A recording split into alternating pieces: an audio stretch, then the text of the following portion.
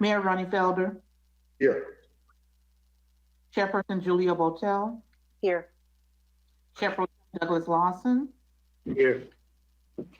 Councilperson Roderick McCoy, Here. Councilperson Shirley Lanier, Councilperson Shamba Miller Anderson, Here. City I Manager said present. Somebody said here. Present. City Clerk Claudia Anthony is present. City Attorney Don Nguyen. Here. You may proceed. Thank you. Could we have a moment of silence, in particular to honor the memory of Steve Hunt, who passed away on June 5th. Steve was a very valuable member of our planning and zoning board here in Riviera Beach, and he will be sorely missed. And that will be followed by the Pledge of Allegiance led by Mr. McCoy.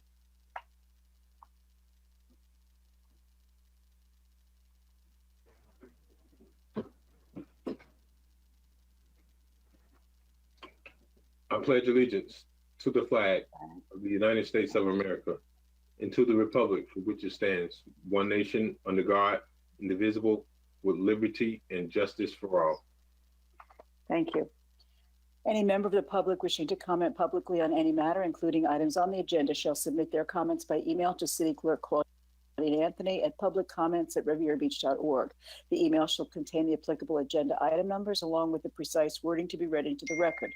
Explicit language will not be read. Emails without applicable agenda item numbers will be read under the general public comment section. Be advised, public comments will be accepted for each applicable item and the general public comment section until closure is announced by the chairperson or the city clerk. All email addresses and submitted comments are and will be public record. The city clerk or designee will read public comments into the record at the appropriate time for no more than 3 minutes, unless the time is reduced by a vote of city council based on the voluminous nature of the number of public comments received. If you have any questions, please contact the city clerk's office at 561-845-4090 or email crobinson@rivierabeach.org. Could we have the agenda approval? Any additions, substitutions, deletions? Madam Chair, Yes. if we could request that for all public comments and all comments on agenda items, that we reduce the time to 1 minute per item. Thank you. Would you make that motion, Mr. Lawson? I'd like to make a motion that we reduce the time for public comments to 1 minute for all agenda items and public Thank comments. Madam Chair, question. Yes. Can perhaps the clerk or Mr. Manager give us an update on how many we have thus far? Councilman McCoy and members of the city council, for the special preservation ordinance, you have 140 comments. With regards to the, we have more. Okay, Madam Clerk, how many comments do we have? Madam Chair, members of the board, for the ordinance regarding the preservation, we are now up to 195 public comments for that one item alone. As far as regular public comments, we have one public comment thus far, and we have one public comment on item number 9 regarding Juneteenth. At this time, that's where we're at with our public comments, with I'm sure more to come. Ms. Nguyen, if we could ask, what's the least amount of time we are allowed to have for public comments for each? 1 minute. 1 minute, okay. So, Mr. Lawson, is your motion to restrict public comments to 1 minute? That's what it was, Madam Chair. Could we have a second? Does anyone want a second that?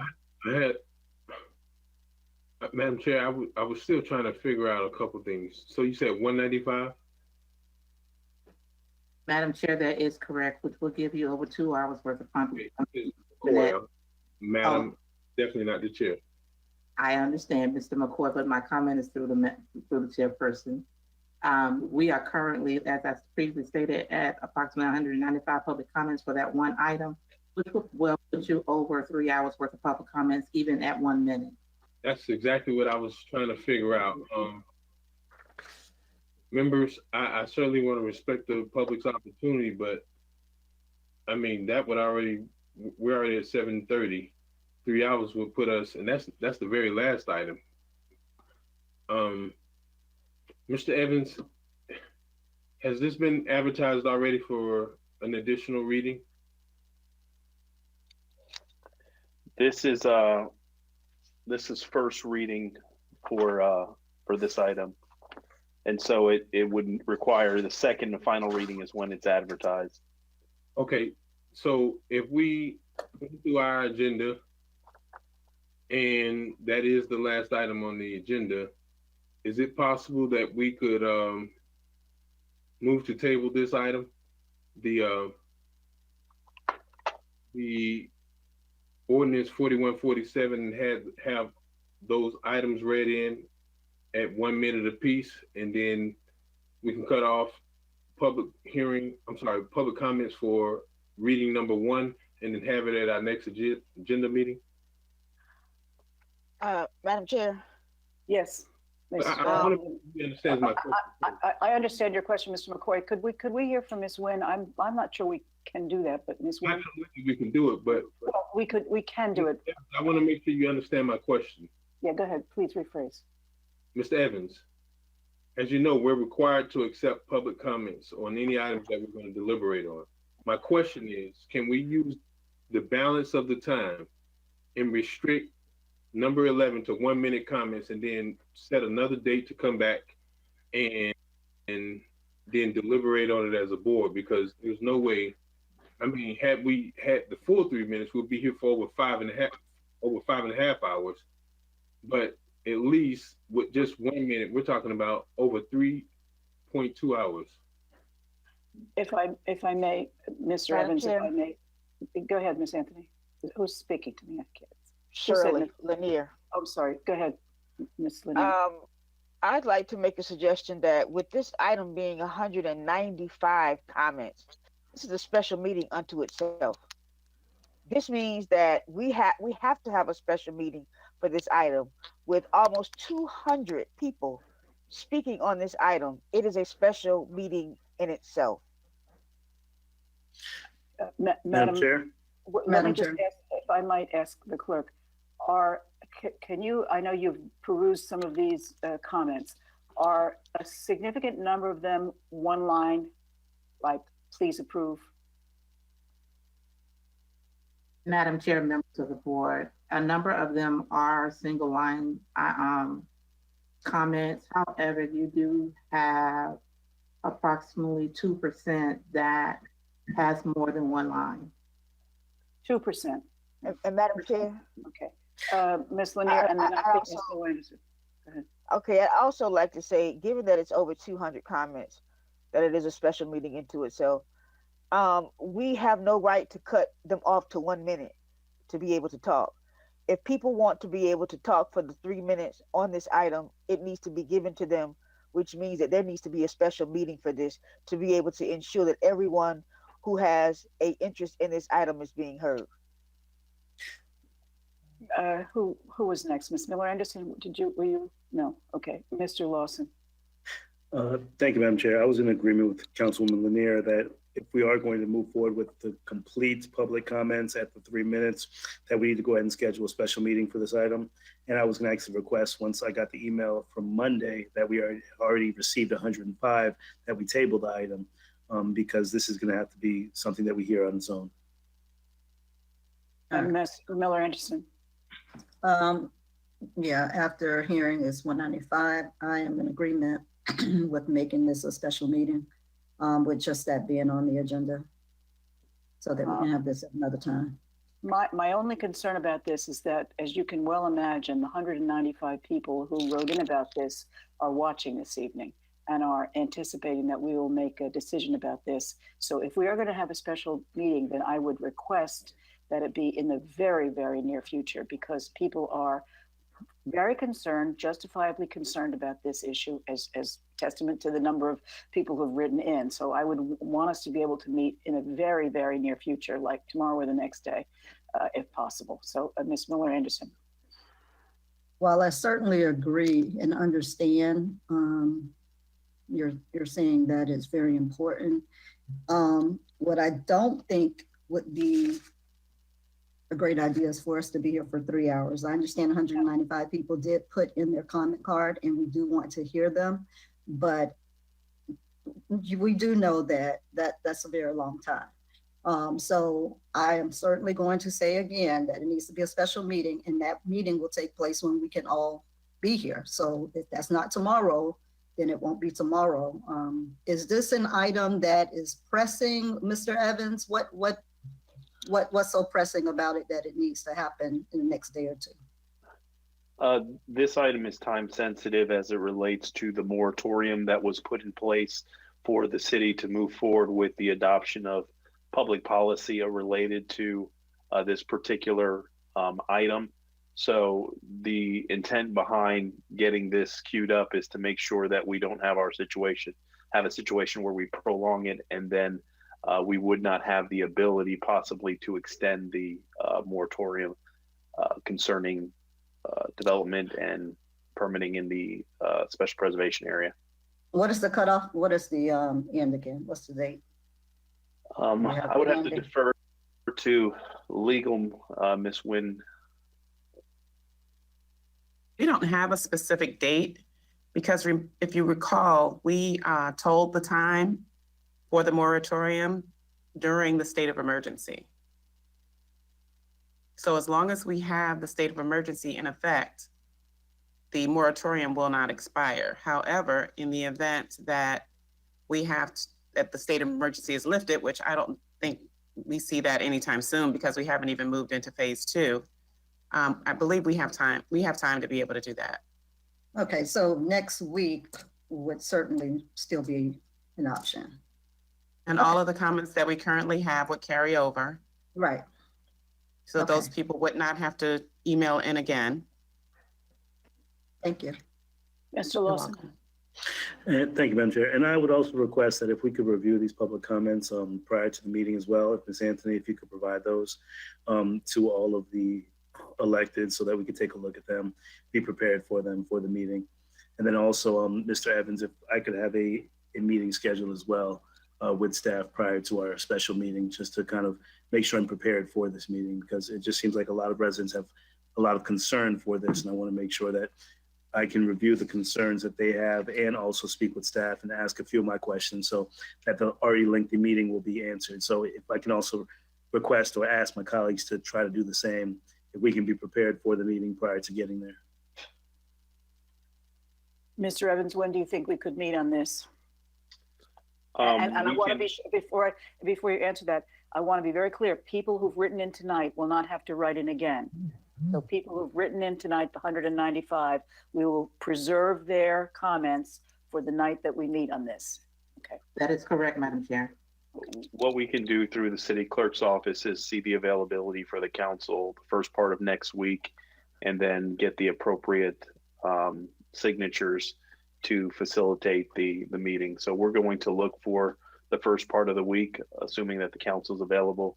We can accommodate the request of the board. Or Madam Chair, if a motion is made tonight, or I can just do it without having to get 2 signatures, or the mayor can call for the meeting, special city council meeting, and it would just require my signature and his signature. Okay.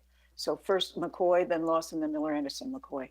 Well, before we get into discussing when we're going to meet again, Ms. Wynn, and I did see Ms. Busby, isn't there a requirement of 10 days for any kind of reading of an ordinance that has to be also published in the newspaper? For second and final reading. For the public hearing, yes. Not for the first reading. So if we're going to defer this item and put it on this agenda of its own, how do we imagine that we can come back here next week?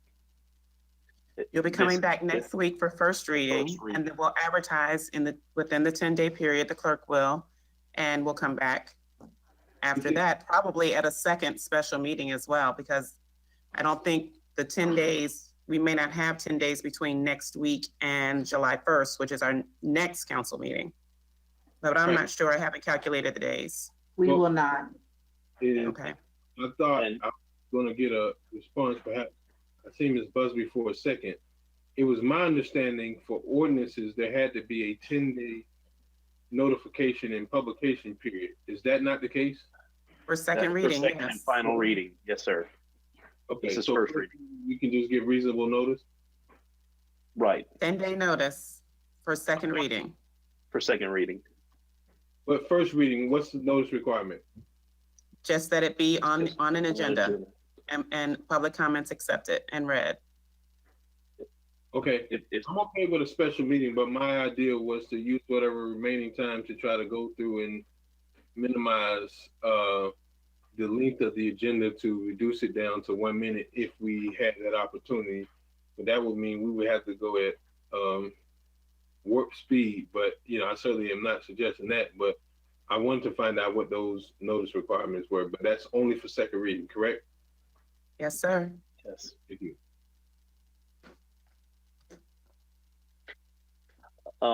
Madam Chair and members of the board, how does the Wednesday, the 24th look for the special meeting?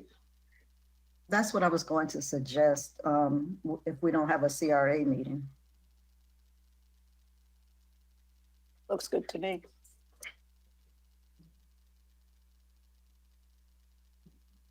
It's a good day for me. That's fine. And do we want to possibly look to start maybe at 5:30, because we know we're going to probably get a couple more comments, and if we're going to allow for the 3 minutes, it's going to be a significant amount of time. Madam Chair, Ms. Miller Anderson and then Mr. McCoy. Yes. I'm thinking still the 1 minute. That's Okay. my thought. I suspect that many of them are, please support, I support this resolution. I really believe the ones that I've been copied on tend to be. But we still have to read it. Oh, no, we absolutely do. But I'm agreeing with you. I'm agreeing with you that what I'm saying is, if we limit it to 1 minute, most of them are going to come under that anyway. I don't think anybody is really going to be much more than 1 minute. So I think that's fine. We'll limit it to 1 minute just in case, but yes. Mr. McCoy, I think. Okay, I was gonna say a minute and a half, but who run the world, girls? So I'll allow you guys to do that. But does it have to be a special call meeting? Because obviously this is Riviera Beach, and if it can happen in Riviera Beach, it will. I don't want to tie our hands with calling a special meeting, but in the event that something has to be placed on the agenda that perhaps may or may not be finished tonight, then we can always add it without it being limited to the provisions of a special meeting. I'm not sure I understand what you're saying. Mr. Evans. Madam Chair, if I may, if it is the pleasure of the board, I think we did scrape a lot of items off the previous agenda to really narrow down tonight's meeting. I don't foresee it being an issue for us to be able to complete the agenda. But just because we already know going into the meeting on Wednesday that there's going to be at least 2 hours of public comment, we would probably think long and hard before we would consider adding anything onto that meeting and leave it exclusively for that item.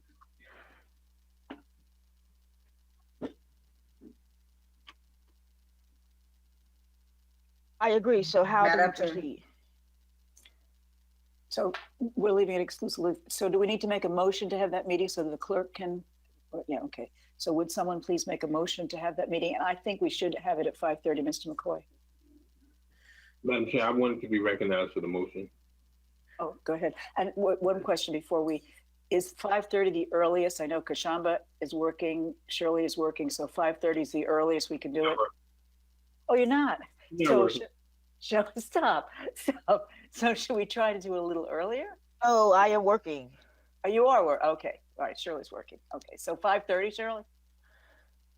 Yes. Okay. 5:30. So Mr. McCoy, go ahead and make the motion, please. Madam Chair, I just wanted do I need to retract my motion that was on the table to limit public comments before we move forward with another motion? Thank you. Thank you. So I'm going to retract my comments if we're making another motion. Thank you. Mr. McCoy. Madam Chair, I would like to see if we can have a city council meeting on June 24th at 5:30 p.m. Would someone second, please? And I want to also make sure that you did realize I didn't say special. I said a meeting, a city council meeting on June 24th. Right. In the event that we're bind and something has to be heard, so. Right. Okay. Would someone second, please? Second. Thank you. Madam Clerk?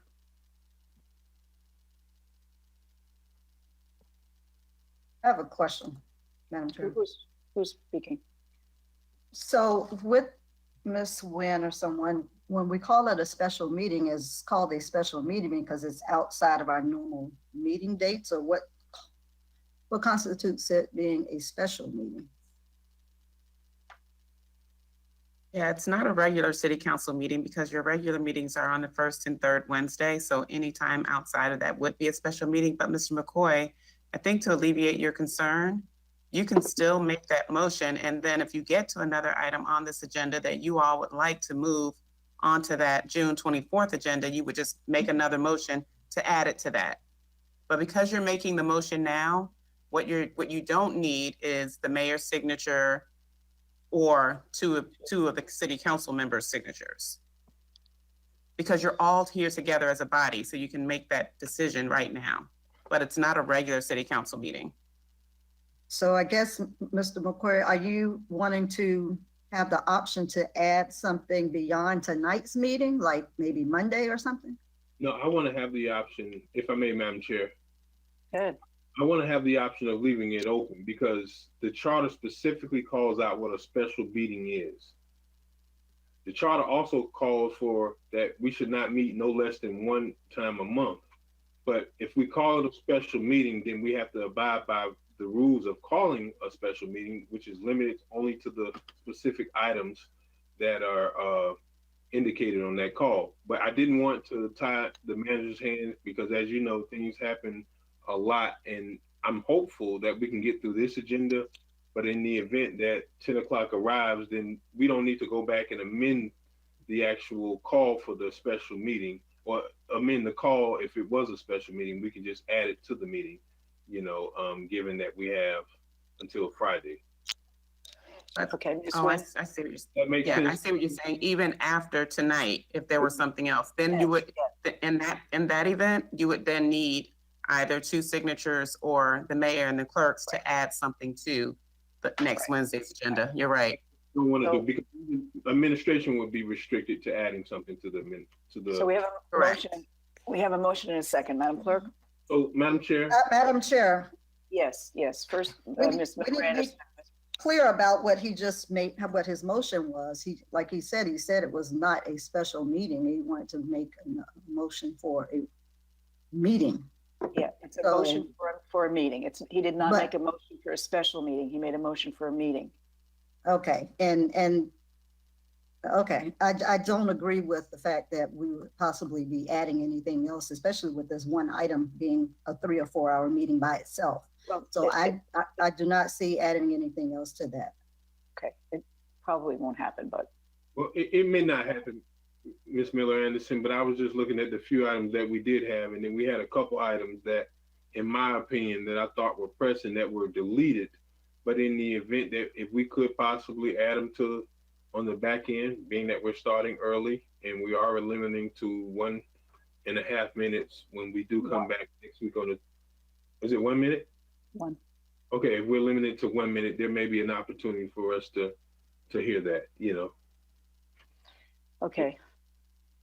Anything else? Could we take the roll, Madam Clerk? Councilperson McCoy, Yes. Councilperson Miller Anderson, No, Councilperson Lanier, Yes. Pro Tem Lawson, Yes. Chair Votel. Yes. That motion is approved with Councilperson Miller Anderson dissenting. Madam Chair, Yes.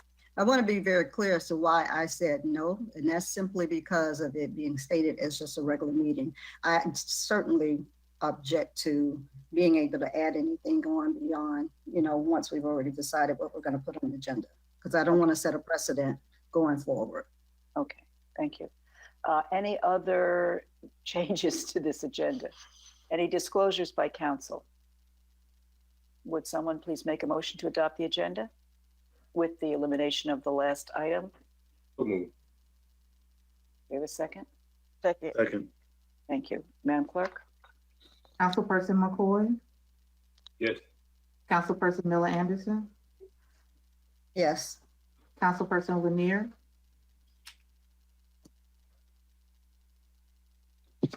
Councilperson Lanier, Councilperson Lanier, we're adopting the agenda. Yes. Pro Tem Lawson, Yes. Chair Votel, Yes, unanimous vote. thank you. Do we have any comments from the public on consent agenda, Madam Clerk? No, Madam Chair, the acceptance of public comments on the consent agenda is now closed. Thank you. All matters listed under this item are considered to be routine and action will be taken by one motion. There will be no separate discussion on these items unless a council person so requests, in which event the item will be removed from the general order of business and considered in its normal sequence on the agenda. Could we have a motion to adopt the consent agenda? So moved. Second. Second. Madam Clerk? Councilperson McCoy, Yes. Councilperson Miller Anderson, Yes. Councilperson Lanier, Yes. Pro Tem Lawson, Yes. Chair Votel, Yes, unanimous vote. thank you. Awards and presentations? Madam Chair, Yes. Madam Chair, did we outline the additions, deletions, and substitution? There was an add and delete sheet that we received, but did we mention that? I think we're using this agenda that was published. Do we have to? I mean, Mention- that was updated and this, when did they send the add and delete sheet? Was that sent today, right? I'd have to ask Mr. Evans, is this the agenda that represents all of the additions and deletions? That is correct. We modified the agenda that was originally published on Thursday once we heard the amount of comments that were for the special preservation. So we went through the agenda and shifted some items to bring forward a new agenda to that could allow for us to be able to get through that item in the event that we were going to have it onto the agenda. So the new agenda reflects the additions and the deletions and the substitutions that the board is considering this evening. But when was that change made though? The change was made this morning is when the change was made and was posted on Novus and on the city's website. So that's why I'm asking if we could state that on the record in case people may have printed their sheet from last week. You know, I'm not just talking about us. Sometimes the public pull their agendas and they look at it when it first comes out. So just so we're clear and everyone is on the same page, we could at least just outline what it is that has been changed or updated. Madam Clerk, do you want to do that first, please? Madam Chair, members of the board, members of the public, if you review the first agenda that was published on last week, Thursday, item number 6, which was an ordinance pertaining to the Code Enforcement Board and Special Magistrate, was deleted. And item number 7, which dealt with the Brooks subdivision, was also deleted. Madam Chair, that concludes. Thank you. Thank you. Is that it, Mr. Miller Anderson? Okay, thank you. Awards and presentations, number 3, disparity study presentation. Mr. Evans. Your microphone. The number 3 we have is the municipal Wi-Fi. Oh, somebody, well, this was the annotated agenda that I got, sorry. No problem. Well, I better here and pull up the one that's online. Sorry. What is it? What is item number 3 then? The Citywide Wi-Fi services. okay, Madam Clerk. Mr. Evans. We do not have any public comments on this item. The acceptance of public comments on this item is now closed. Thank you. All right. Madam Chair, members of the board, this is a project that's very exciting to city administration and should be excited to the residents of Riviera Beach. We had the opportunity to have a discussion with representatives from Palm Beach County as well as Palm Beach County School District about the possibility and feasibility of bringing Wi-Fi services to the city of Riviera Beach, more specifically to assist our students as we operate in this new norm. We know that the digital divide is present in our community, and you will see a presentation that shows that a good segment of our population doesn't have internet access at all, And if they are accessing the internet, it is through a mobile device. Through the Coronavirus Aid, Relief, and Economic Security Act, Palm Beach County received $261 million with monies to invest in a variety of initiatives and to assist local communities, businesses, residents, and students to be able to operate in this new norm. In our conversations with representatives from the agencies I talked about earlier, there was discussions that happened with staff about what can we do to help facilitate an arrangement that brings Wi-Fi connectivity and shortens that digital divide. We're excited to bring the resources to bear and excited to have partners in this fight. I believe that at one time or another, I've spoken with all you elected officials, and all of you have expressed your concerns with regards to connectivity and access to our students. One of the things that was very exciting to the city of Riviera Beach was, one, the cost would not be borne by us. The devices that the students would receive would not be paid for by the city of Riviera Beach. And extenders that would actually bring the connection into the home of those students would be costs that would be incurred by our partners. Our costs would be de minimis, to the tune of approximately anywhere from $5,000 to $15,000 annually. So it is an exciting program. We're enthusiastic about the partnership. When we got the email, it was an emphatic yes. And so we have some individuals that are here to present more specifics and nuances as it relates to the partnership that we're looking to forge. What we are asking from the council is your authorization for the city attorney and myself to work with representatives from the school district as well as Palm Beach County to memorialize an agreement that actually brings this to fruition. Today with us, we have Mark Howard, Michael Butler, and Adam Miller. I'm going to turn the presentation over to Mr. Miller, and he has a PowerPoint presentation to share more specifics about the program.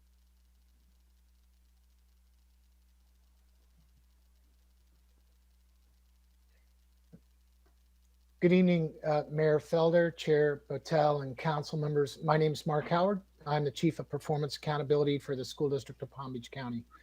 It's really an honor to have an opportunity to kind of share this information with you tonight. Given the hour and your agenda, we'll try to move quickly and answer questions as we go. I'll be joined tonight, as Jonathan said, by Dr. Adam Miller, the Director of Educational Technology, and Mike Butler, who's a Director of Information Services for Palm Beach County. As we start this conversation tonight, as Ben mentioned, as we went into this COVID situation, it was really about the school district and your students, our students, responding to a crisis.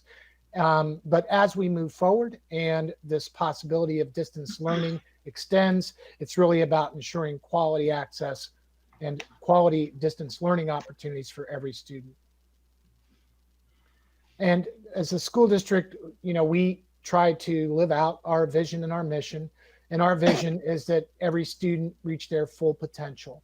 And the way that we go about that and try to accomplish that is by providing a world-class education with excellence and equity. And this equity issue, as you know, is quite prevalent in the Palm Beach County community.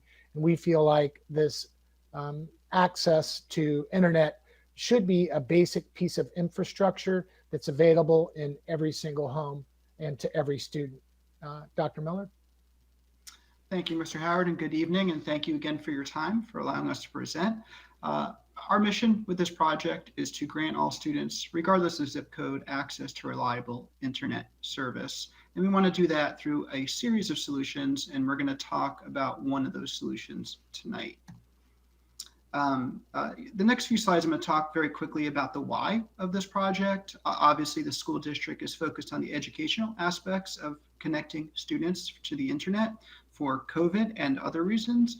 However, we'd like to acknowledge that connecting these families that haven't been connected before will offer them further opportunities such as telemedicine, mental behavior health services, and employment opportunities. Just some quick research. This is national research from the Pew Research center. I want you to focus on the bars at the center, which shows that just a little bit more than half of U.S. households that have incomes of less than $30,000 have access to home broadband internet service. If we dive deeper into that research, on the left side, we see again that segment of households that have an income of less than $30,000 are increasingly reliant on smartphones to access the internet. And we know as an education system that that's not an optimal learning environment for our students. Locally, across our county on the right side of this slide, from our parent survey we did in March, you can see the percentages on the right side of students at those schools that show that they are accessing the internet via cell phone. And again, we know that's not optimal for our students and for learning. Specifically in Riviera Beach, we have some results here from the parent survey. As we have represented the elementary and middle school here for Riviera Beach.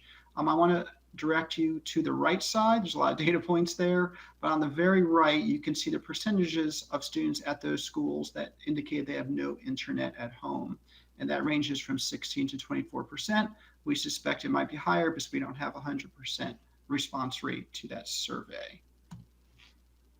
So that brings us to our municipal Wi-Fi project or digital inclusion project. And it's really based on a proof of concept of two projects that happened over a decade ago.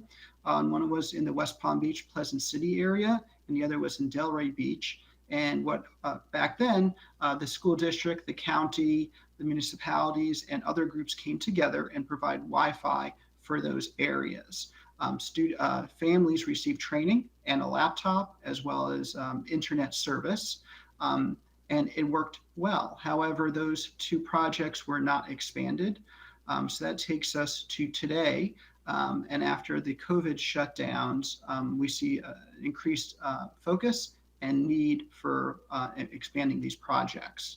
So we are lucky. The county has received CARES Act funds, and $10 million of those funds have been allocated for this municipal Wi-Fi project. And those funds would go to build out the infrastructure. Please note those funds do need to be spent by December 30th. We're going to talk about a little bit that Mr. Evans mentioned, some pole attachment electricity fees. And there are some one-time costs, however, that most of that is covered under the CARES Act. So for this municipal Wi-Fi project, we want to make sure that there's a number of groups at the table, and that is the school district, the county, the municipality, of course, and public and private partners. And just spelling out some of these roles very, very quickly, specifically with the school district, the county, and your city. The school district, our role is to connect and organize this work, help identify students and establish priority zones, provide devices and training. From the county, they're bringing the CARES funds and building out of the infrastructure and technical setup of the system. And from the municipality, as Mr. Evans mentioned, interlocal agreement is key, and helping us with sustainability and funds and communication of the project. Talk technical for a little bit. Mr. Butler from the county is on the line on the phone. I'm going to provide an overview, and I know he'll jump in if I say anything wrong with the technical pieces. But if you follow with me from the top left, to make a municipal Wi-Fi mesh, as we call it, work, first we need to lay the fiber optic cable, and those fiber optic cables connect to what's called root radios. Those root radios send out signals to the mesh radios. Those mesh radios are installed on light poles, electric poles, things like that. And those actually send out the Wi-Fi signal. If you slide to the bottom left side of the slide, you see that all those mesh radios create that Wi-Fi mesh together. Once that Wi-Fi mesh is created, the Wi-Fi extenders are needed to ensure the family in the home has access to Wi-Fi and then can enjoy it.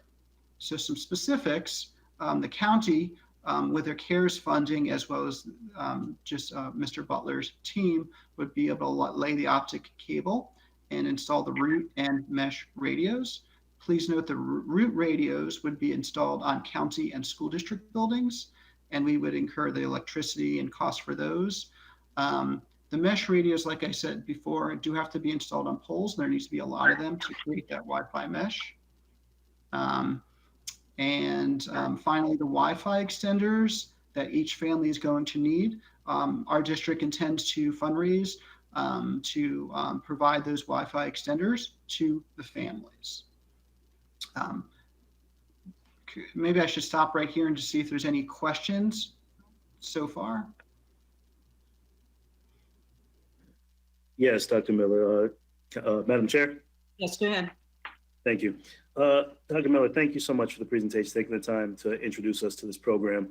What are the costs for the extenders per extender?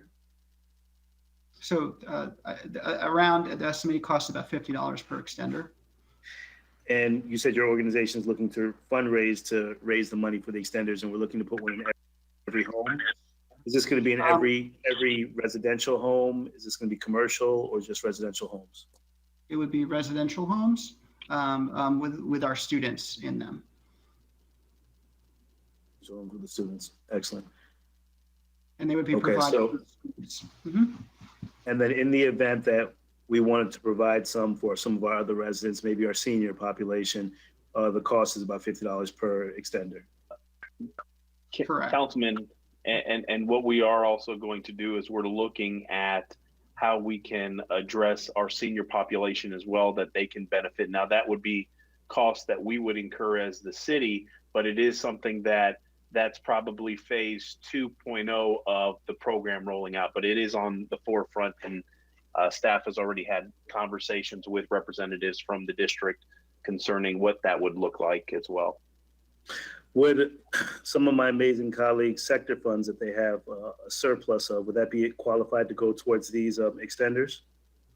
If it's capital investment, so maybe it's the radio meter, the radio connections possibly could be invested, but we can discuss that. Excellent. You guys have a lot of money, so let's see what we can do with that. Thank you, Dr. Miller. If you can continue, please. Thank you. Just talking about the where. This map is a heat map of our county, and this represents the density of students on free and reduced lunch across our county. It also aligns to the students that on that parent survey I mentioned earlier do not have Wi-Fi access. So the deepest red and red areas are the most dense areas of students on free and reduced lunch across our county, and those would be the focus of these municipality Wi-Fi projects. Please note there are orange and yellow areas. And we intend, mentioned earlier about other community organizations, leveraging internet sponsorships and or hotspots, is that the CARES Act funds will only go so far. Zooming in to the city of Riviera Beach, we can see what that heat map looks like zoomed in. You can see the deep red area, or the most dense area, is right along, I believe that's Australian. And then the red area extends east, west, and south of that. And that deep red and red area would be the main area of focus for that Wi-Fi, municipal Wi-Fi project. Talking about the impact on students, you can see represented here for the extreme density and high density areas, that adds up to about just under 3,500 students.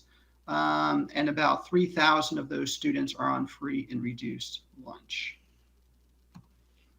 And that is the presentation. I'd like to thank you. And if you have any questions, there was also a fact sheet that we included as well that provided further details. Madam Chair. Thank you. Yes. Thank you so much for the presentation. What is the timeline of having all of this up and running and in the homes? Dr. Miller or? Yeah, so I think Mike Butler from the county can help us with that. We are, as you can see, have a lot of projects, a lot of irons in the fire. We're prioritizing, and right now we're on the ground in the Glades. We've got projects in West Palm, Delray, and Lake Worth. But I think Riviera Beach is all of this work needs to be done by the end of December. But Mike, in terms of timeline, do you have any more specifics of where the work might begin and what what that might look like? Yeah, we're still engineering the fiber routes for the target schools in Riviera Beach. So I don't have a timeline on that yet, although I can tell you we hope to be complete with the brunt of the fiber work throughout the county by the end of August. And the radio installation will take a little longer. We have already started purchasing 1,500 radios that will go on poles throughout the county, and those have started arriving. We received the first 500 yesterday. I think what our commitment is, as a project team, is to kind of keep you updated periodically through Jonathan, Mr. Evans. And, there are some other activities that can run concurrent to this for us as a team. And that's getting the fundraising going for those Wi-Fi extenders that will go in the home, setting up training and doing things of that nature. For the school district, our hope is that a lot of this would be in place if school starts, August, September timeframe. We're working on some other solutions as well that might augment this. I think we'll have to, as the engineering surveying completes, kind of have to give you some updates about how the work is going and what the go live date might look like. Okay, because that was going to be my next question regarding school, the beginning of school. How are we going to try to help out those students if they chose to stay home or whatever the situation may be at that point in time? Yeah, and you said that you all are working on some ways of being able to provide them with that service. Yeah, I think, we've looked at an exhaustive set of solutions. Another solution that we're looking at temporarily for a short-term solution are hotspots that you guys are probably familiar with, maybe referred to as a MiFi. It's an expensive, solution because it's $24 a month subscription. But we're working with some external funders like, the United Way and Children's Services Council and Bridges programs and others to kind of knit those solutions together so that we might be able to bridge that gap until this network goes live. And I know you said that you would possibly be doing some fundraisers. Whichever council person is working with the business community for your COVID initiative, I don't know if that's something that we have a bunch of businesses here in the city, so perhaps that could be something that they may be able to help out with. Was that you, Mr. McCoy? Was that you? Okay. I would suggest that as we, construct this interlocal agreement, that there are different roles that each entity can play, right? But certainly, I think one of the opportunities for you as a council and certainly as a municipality is to kind of start imagining what services would wrap around this and how you want to support it. It's not going to be just once we get internet connectivity in a home. I think it opens up a lot of possibilities, and that's, I think, where we're looking for each of the communities to kind of create the project and the vision that they want. And so if providing some of your elderly residences a phase 2 and pushing in other services to families is a vision that you have, then I think all of that is on the table and possible. Thank you. I have a question about the devices that students have. Did every student in Riviera Beach receive a laptop or a tablet? How did the district do in terms of distributing those to our kids? Yep, it's a great question. So as an entity, we distributed over 68,000 Chromebooks. Not every student received one, but if a student requested one, I believe that we fulfilled all of those requests. There may be some instances where there could be multiple kids in a house where not every student has one in that household, but I think every household that has requested one by now has received at least one device in the home. So that might be another area. If we survey the students in the community and find out where the needs are, we might be able to fill that gap. If you've got 5 or 6 kids in a house and you got one Chromebook, that's not going to really do a whole lot of good. So we might want to take a look at that as well. I think the other opportunity in regard to devices is that if, we're providing a Chromebook to go from school to home, right? That maybe there's an opportunity for another device that is stays in the house, Permanent, yeah. right? That the family has access to. And that's where the business community might be able to help us. If they've got older equipment that would be just fine for word processing, accessing the internet, maybe it's not good for their particular business purpose any longer, but it would be great for a kid to be able to use. So that's an area we could explore for sure. Mr. Evans? One of the things that, we can certainly do and facilitate is, through the mayor's office, maybe put out a request to the business community that we're looking to surplus, items such as computing devices that are in good condition, and then making sure the appropriate DOD wipe and that there's, we can do some refurbishment and then have that as another number of devices we can deploy. And then as we surplus devices as well, that's an opportunity to make sure that we can get those devices into the homes if that is a challenge where you have 2 or 3 kids in the same household. Great. Well, this is very exciting. Very, very, as a technologist and an educator, I applaud this effort and I can't wait to see it get up and running. So thank you again for presenting to us this evening. We really appreciate it. We've Anything enjoyed, you've got a great team. We've enjoyed working with Mr. We do. Evans and others, so thank you for the opportunity.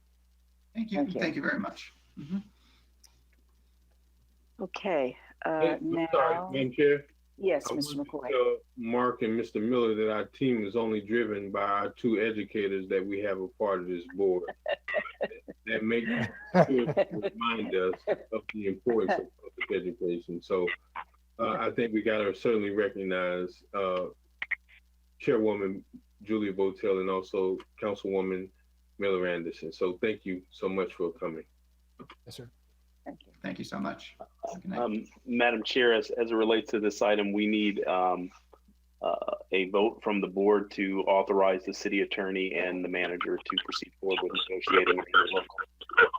Thank you. Would someone? So moved. Thank you. Second. Thank you, Madam Clerk. Councilperson McCoy, Yes. Councilperson Miller Anderson, Yes. Councilperson Lanier, Yes. Pro Tem Lawson, Yes. Chair Botel. Yes. Thank you. Unanimous vote. And now we have the discussion. Madam Chair, Ms. Miller we have Anderson. some 3 Sorry. people that are on a call that don't have their phones muted. And we got a lot of feedback, so maybe those people can mute their I phones. think they're about to say goodnight. There's Were 3. Were They they, just were they, muted. were they with the, okay, No, they were not. No, okay, okay. they just muted it. Thank you. Thank you. Mr. Evans, Ms. Miller, Madam Clerk. Madam Chair, I know that we started the meeting late. However, it states that Thank you. public comments will start at 7:30, although we didn't start our meeting until almost 7:30. Yes. It is the pleasure of the board that we go ahead with our general public comments at this time before moving to item number 4. Yes, please. Thank you. Madam Chair, if you can go ahead and read the statement. Mr. McCoy has a question first. So we're already 1 hour and 45 minutes and some odd seconds from our deadline of being 10 o'clock. Do we have a voluminous amount of comments for public comments that may coincide with? May coincide with, Well, do we have any general public comments? I guess that's my question. I just don't want to have another 100 that shows up here and we give them 3 minutes. So do we know the number? Madam Chair, members of the board, we currently only have 2 public comments for the general public comment section. Thank you. Thank you. So any member of the public wishing to comment publicly on any matter, including items on the agenda, shall submit their documents by email to City Clerk Claudine Anthony at publiccomments@rivierbeach.org. The email shall contain the applicable agenda item numbers along with the precise wording to be read into the record. Explicit language will not be read. Emails without applicable agenda item numbers will be read under the general public comment section. Be advised, public comments will be accepted for each applicable item and the general public comment section until closure is announced by the chairperson of the city clerk. All email addresses and submitted comments are and will be public record. The city clerk or designee will read public comments into the record at the approximate time from no more than 3 minutes, unless the time limit is reduced by vote of the city council based on the voluminous nature of the number of public comments. If you have any questions, please contact the city clerk's office at 561-845-4090 or email crobinson@rivierabeach.org. Go ahead, Madam Clerk. Your microphone. The acceptance of public comments on the general public comment section is now closed. Our first public comment comes from Fane Lozman, email address sp500trda@yahoo.com. The city council should ignore the 150 public comments from the Singer Island residents that have been submitted tonight. Each of these Singer Island residents have unclean hands, in quotation, because they built their homes and condos on the same parcel of land that my property at 5101 North Ocean Drive is located on. My property, along with the entire north side of Singer Island, was sold by the state in 1924, pursuant to a deed that specifically allows for residential development. Just because these 150 whiners built their homes and condos first does not give them any legal standing to preclude me or my neighbors from developing residential dwellings on our properties. Let's view the facts. Number one, the lagoon is over 600 acres, and if we just fill and develop 70 acres, there is still plenty of lagoon that will be left. So in the 1930s, there was a restaurant on my property. So it was never virgin submerged lands. There is a federal survey that shows that every property you want to rezone was once dry land and only became partially submerged when an illegal channel was dredged from dirt to build North Ocean Drive. Number two, the city council does not have to change the zoning tonight, regardless of what Gagnon and your outside attorney, Mr. Bauman, may tell you. The city's comprehensive plan has a savings clause that allows for my property and my neighbors to be exempt in capital letters from Florida statute section 163.3202(1) that states that the comprehensive plan must match the zoning. Number three, if you change the zoning tonight for my property, you will immediately put the city on a road to financial ruin. Because the city has already rejected a building permit for my property, that rejection will be final with your zoning change and will allow me to file a regulatory taking action in federal court. Number four, the residents on the west side want the submerged lands at Singer Island to be developed because it will add hundreds of millions of dollars in property values to the city's tax rolls. What the west side residents do not want is for the 150 Singer Island residents to dictate what happens to the city. With the city's excellent credit rating, the city would have to float a bond for hundreds of millions of dollars to pay the federal judgment we would be awarded for the regulatory taking. Number five, by the time we win our case, all of you will be out of office. Is this the legacy you want to leave the city taxpayers? Have some common sense. If our properties were not exempt from Florida statute section 163.3202(1), based on the savings clause, Gagnon or Mary McKinney would have corrected this 20. Madam Chair, the time is up, and that public comment is a public record if anyone would like to request it. Our next public comment comes from Madeline Irving. Email address mirving561@gmail.com. Greetings. I would like to thank our city for wanting to engage in this atmosphere of change. However, I hope that in the spirit of change, we don't divide our city. If individuals want to protest or have rallies, I implore the council members to not be a part of tyrants targeting specific council members. The act of the West Side United Group was not the proper representation of the taxpayers and residents that reside here. Furthermore, if our council members are going to be a part, I hope to thoroughly vet the participants and their agendas for wanting to rally in our city. As the governing body, your duties are to set precedents and legislation. We want unity for police engagement with the residents and unity to make sure our city is not ladled with criminal ills, but balanced and safe for all residents. Be reminded, as a resident, my taxpayer dollars should be utilized fiscally, not swindled by self-seeking individuals who have no regards for our city or change. Thank you. Madam Chair, that concludes public comments at this time.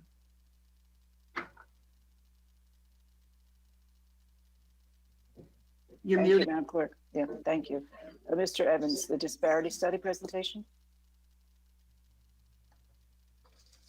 Madam Chair, we do have a public comment on that item number 4. The acceptance of public comment on item number 4 is now closed. Mr. Evans, shall we have that public comment read first? Sure. Thank you. Go ahead, Mr. Anthony.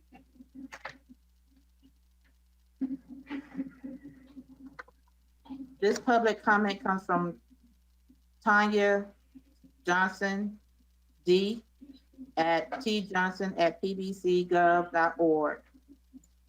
Thank you. Okay, hold on. Good evening, Madam Chair, Chair Pro Tem, members of the council, City Manager Evans and Assistant City Manager Jacobs. Thank you for this timely presentation and discussion. As you are aware, Palm Beach County has a small minority woman business enterprise, SMWBE in parentheses program, approved by the Board of County Commissioners in October 2018. With the assistance of Mr. Lee, we were able to present the findings from the disparity study and develop an ordinance which addresses SBE and MWBE requirements, affirmative procurement initiatives, APIs in parentheses, and overall operation of our newly established program. The Palm Beach County Office of Equal Business Opportunity stands ready to assist you in support of any actions to be undertaken by the City of Riviera Beach for SBE program initiatives, and we look forward to working with you. Please feel free to call upon us at your convenience. All the best. Tanya Davis Johnson, Director, Office of Equal Business Opportunity, Palm Beach County. Madam Chair, that concludes public comments for this item. Thank you. Mr. Evans. Madam Chair, if I can have Assistant City Manager Jacobs present this item. Sure. Thank you, Mr. Evans. Good evening, Mayor Felder, Chairperson Hotel, other council members in your respective places.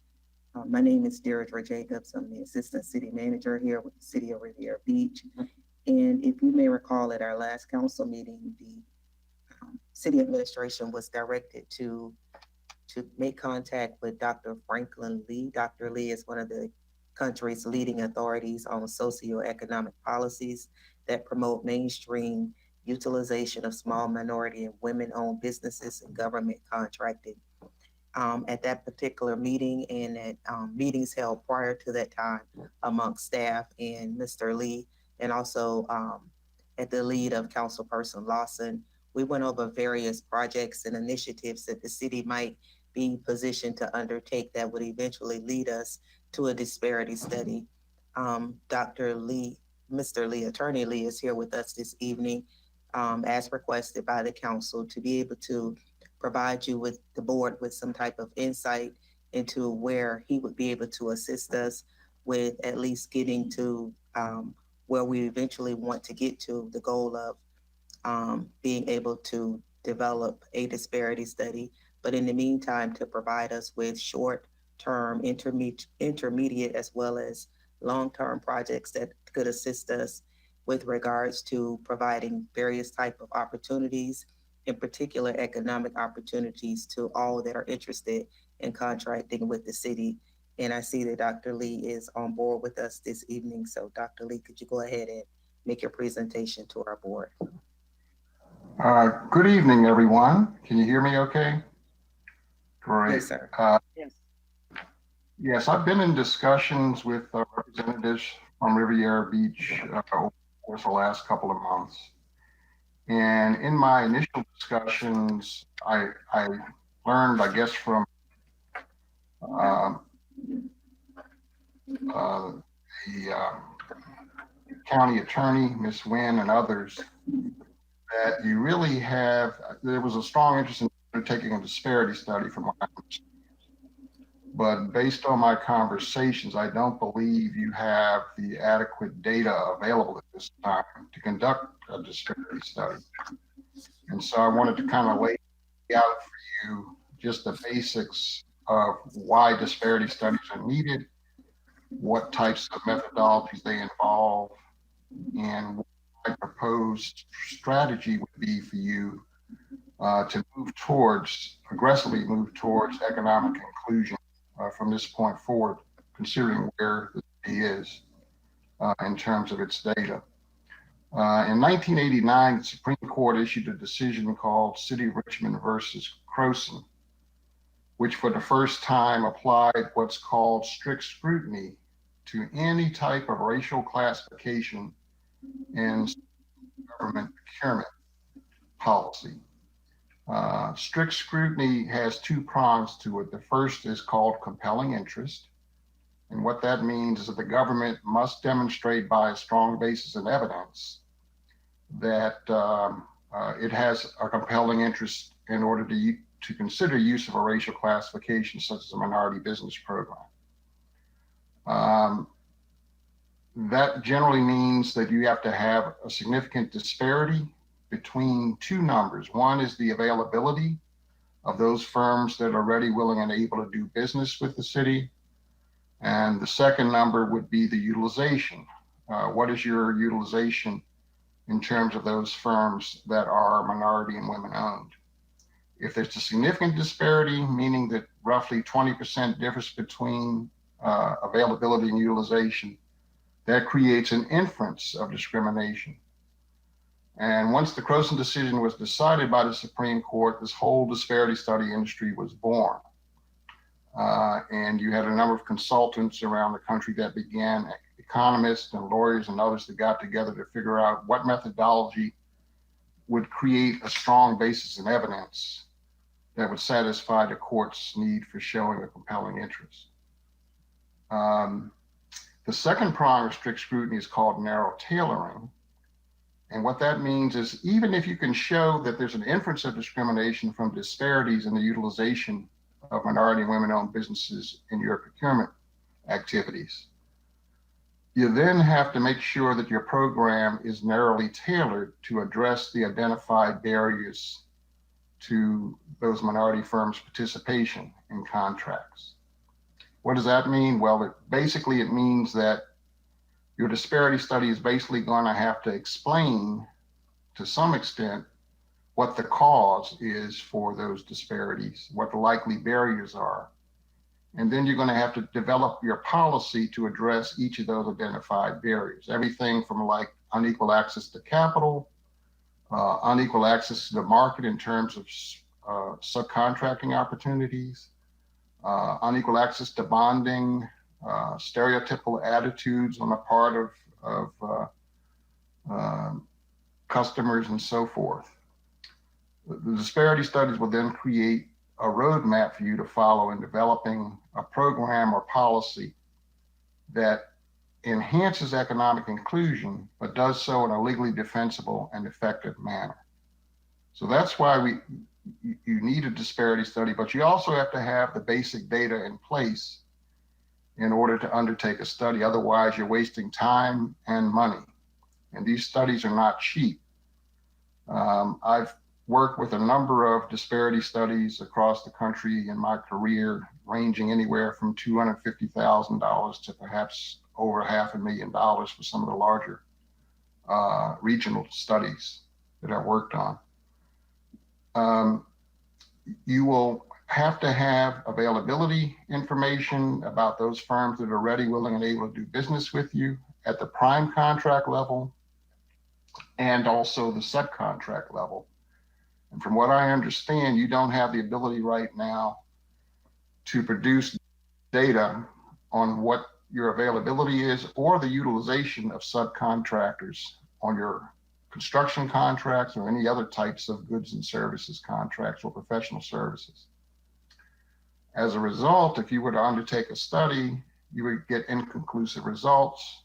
It wouldn't be terribly effective in establishing a strong basis of evidence for consideration of economic inclusion policies going forward. Based on this, I've proposed a strategy and I provided the city with a menu of different types of services that I might be able to provide to assist you in moving forward. And I, in deference to consideration of pretty much the financial situation most state and local governments find themselves in this post-COVID age, I've tried to break it up into 3 phases that might stretch over the course of 2 years or perhaps 2 or 3 fiscal years, depending on how your fiscal year falls when you start this effort. The first phase is to make sure you have in place something called a centralized bidder registration system, which will allow your procurement process and also your finance process to begin to track all the firms that are ready, willing, and able to do business with you. And as your public comment from Ms. Johnson just stated, it's my understanding that Palm Beach County and also some of the other local jurisdictions that I've worked with, such as Palm Beach County School District and others, would be more than happy to enter into an agreement with Riviera Beach to share their databases of the firms that sell goods and services to them. And that's the basic fundamental pool of firms that you need to begin to study and examine and their experiences in the marketplace. You will also need that centralized bidder registration system to be able to track not just the prime contractors' dollars received by ethnicity, by gender of ownership of the businesses, but also the subcontractors. You need to look at all the subcontract dollars that are going to firms, either in construction or in other types of professional services and other services contracts, as well as goods and commodities contracts. And once that's in place, I would also suggest you simultaneously on a parallel track kind of develop a very strong and effective small local business enterprise program and policy. You can put that in place immediately without even having a disparity study, because the definition of small and local is not race and gender conscious. The courts have said race and gender conscious programs are those that use racial classifications in some way or gender classifications. So strict scrutiny doesn't apply to race neutral programs. In fact, you can set aside contracts just for small businesses or just for small local businesses to compete for. If you define your small local business program in the right way, you'll be able to capture most of the minority and women-owned firms that tend to be smaller and tend to be more locally oriented in their location. And then you can begin tracking what happens to those firms in the absence of a race and gender conscious remedy. So that would be phase one. You're putting an aggressive small local business enterprise policy into place and begin putting in systems in place where you can have firms register profiles of the goods and services that they sell and their interest in selling to the city of Riviera Beach. That's phase one, and I think that could be completed within a 90-day window. Phase two of what I would propose is then kind of the intermediate development after about a year's time, where you've got some data from your small local business program. You can start preparing to undertake a disparity study.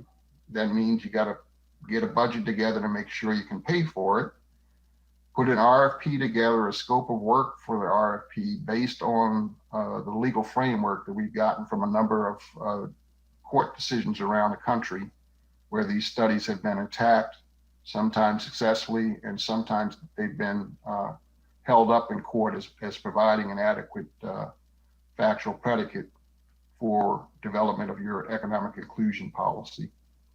You put out an RFP, and within a 90-day window, you select a disparity study consultant, and that starts that's basically what phase two is all about. And disparity studies will typically take somewhere between 9 months and a year to complete. So during the course of that disparity study, I can provide oversight responsibility, oversight services to make sure that the methodology and the data that's being used is reliable and legally defensible.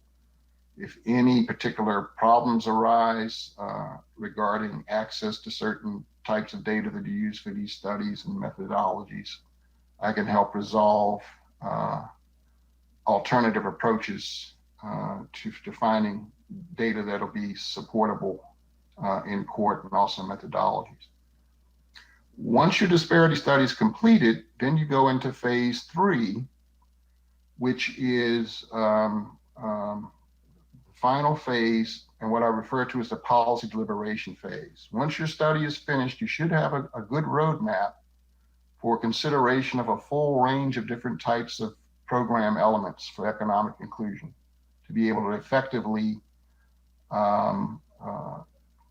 utilize your small local business enterprises, but also to make sure that there's no significant disparity and remedy any significant disparity that's been identified at the prime contract level or subcontract level for minority and women-owned firms. If the study shows that there's significant disparity, you can consider what I would propose as a hybrid program that combines both race and gender neutral elements and also race and gender conscious elements as necessary to ameliorate those identified disparities in the marketplace. That crucial phase, phase 3, could run anywhere from month 18 to month 24, from the beginning of when you start this process. So that's basically the game plan that I proposed.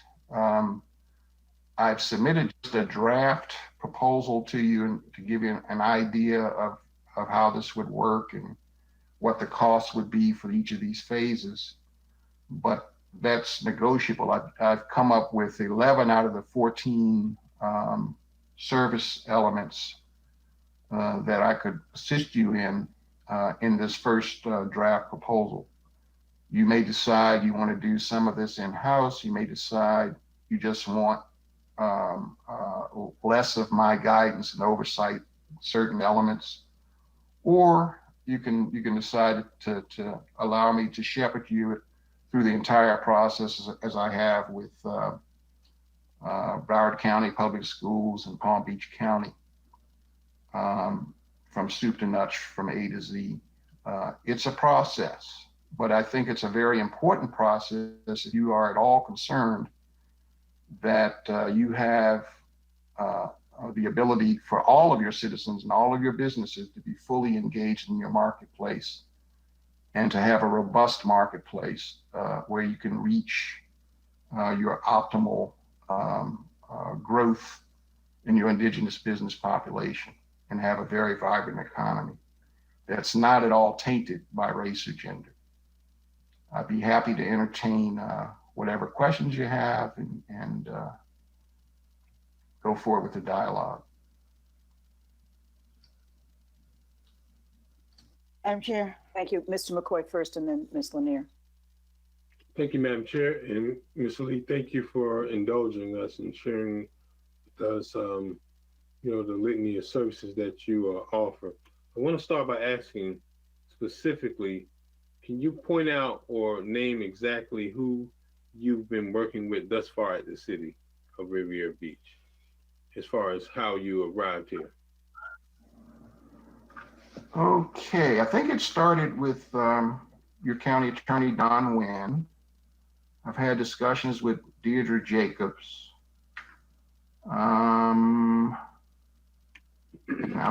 Recently just Marcia Noel, but there were a number of other people on the call, and I think Ms. Wynn may be able to refresh my recollection as to the names of all the persons that participated. There was a large conference call that was held, and I don't quite frankly remember the names of everyone that was on it, but there were a number of city persons. Yeah. Sure, I'll jump in.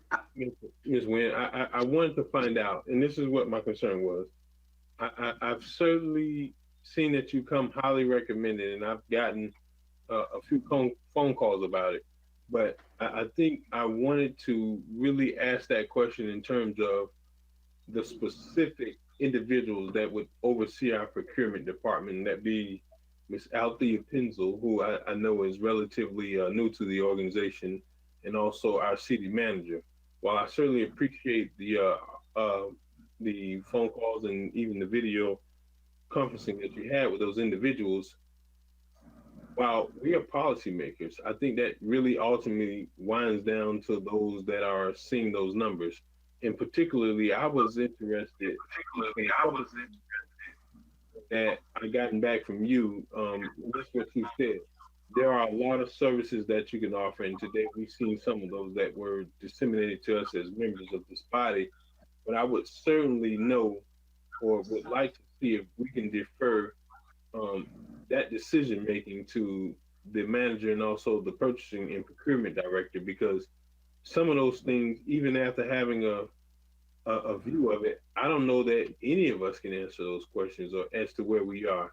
And as opposed to us deciding that we're going to just, you know, say, hey, go forward and bring us back everything, I want to at least give those that are very much intimately involved the opportunity to make their personal and professional assessment of the situation, because I have a little bit of a different approach, and Mr. Lee probably thinks because of some of the work you do, I'm a SMW MBE through the county's work, but I know what it is that you're speaking of. A lot of that information we've never as a city collected it. And I don't know, is it because we didn't do it, just because we didn't do it?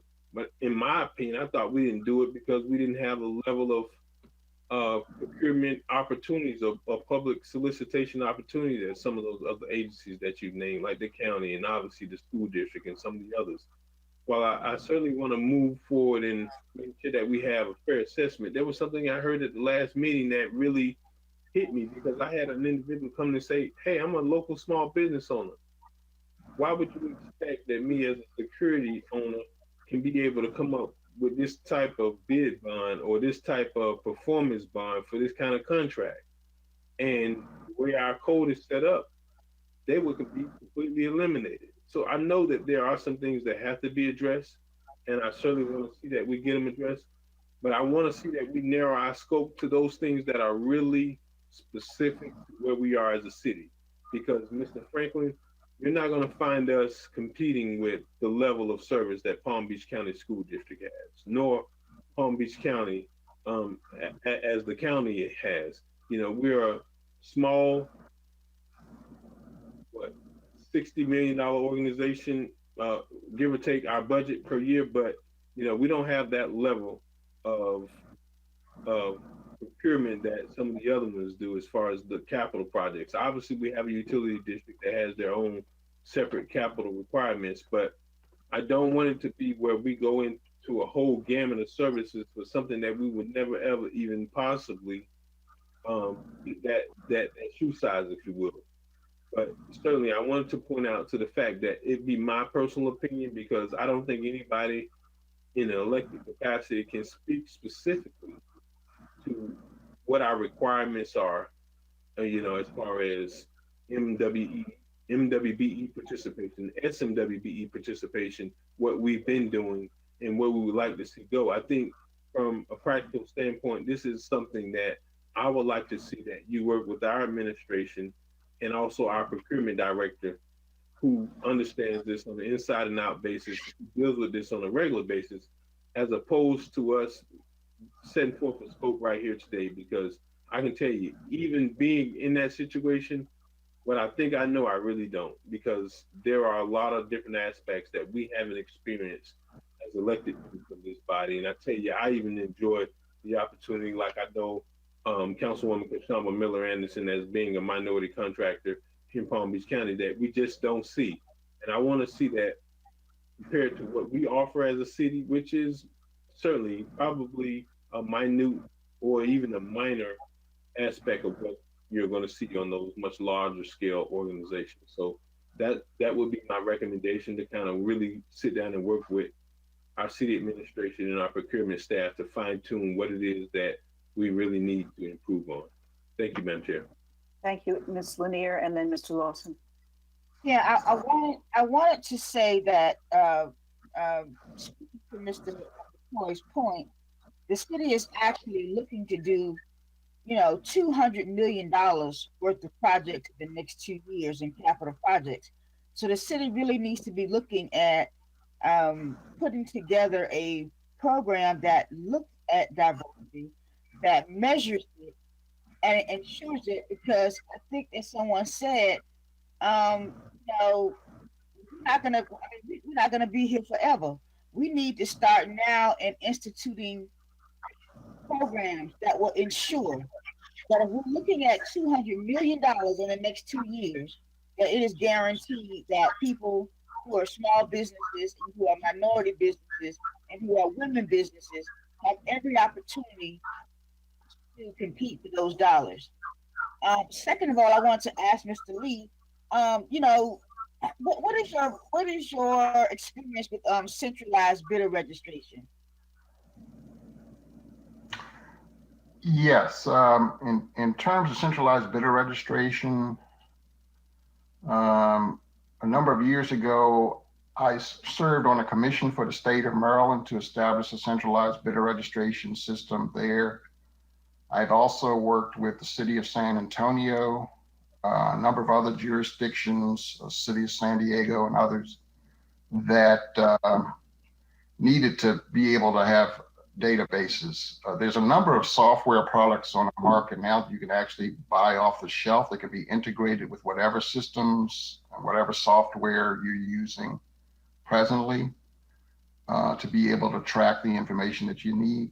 But basically all it is you're trying to create a web portal where firms can go online, create a profile by asking maybe 10 or 14 questions about their business contact information, commodity codes, etc., for the goods and services they sell, their ownership status, whether they're interested in bidding as a prime or as a sub, and you then use their tax ID numbers to basically create a unique vendor ID number for them that follows them every time they bid, every time they get awarded a contract or a subcontract, the dollars that are actually paid to them, as opposed to just awards.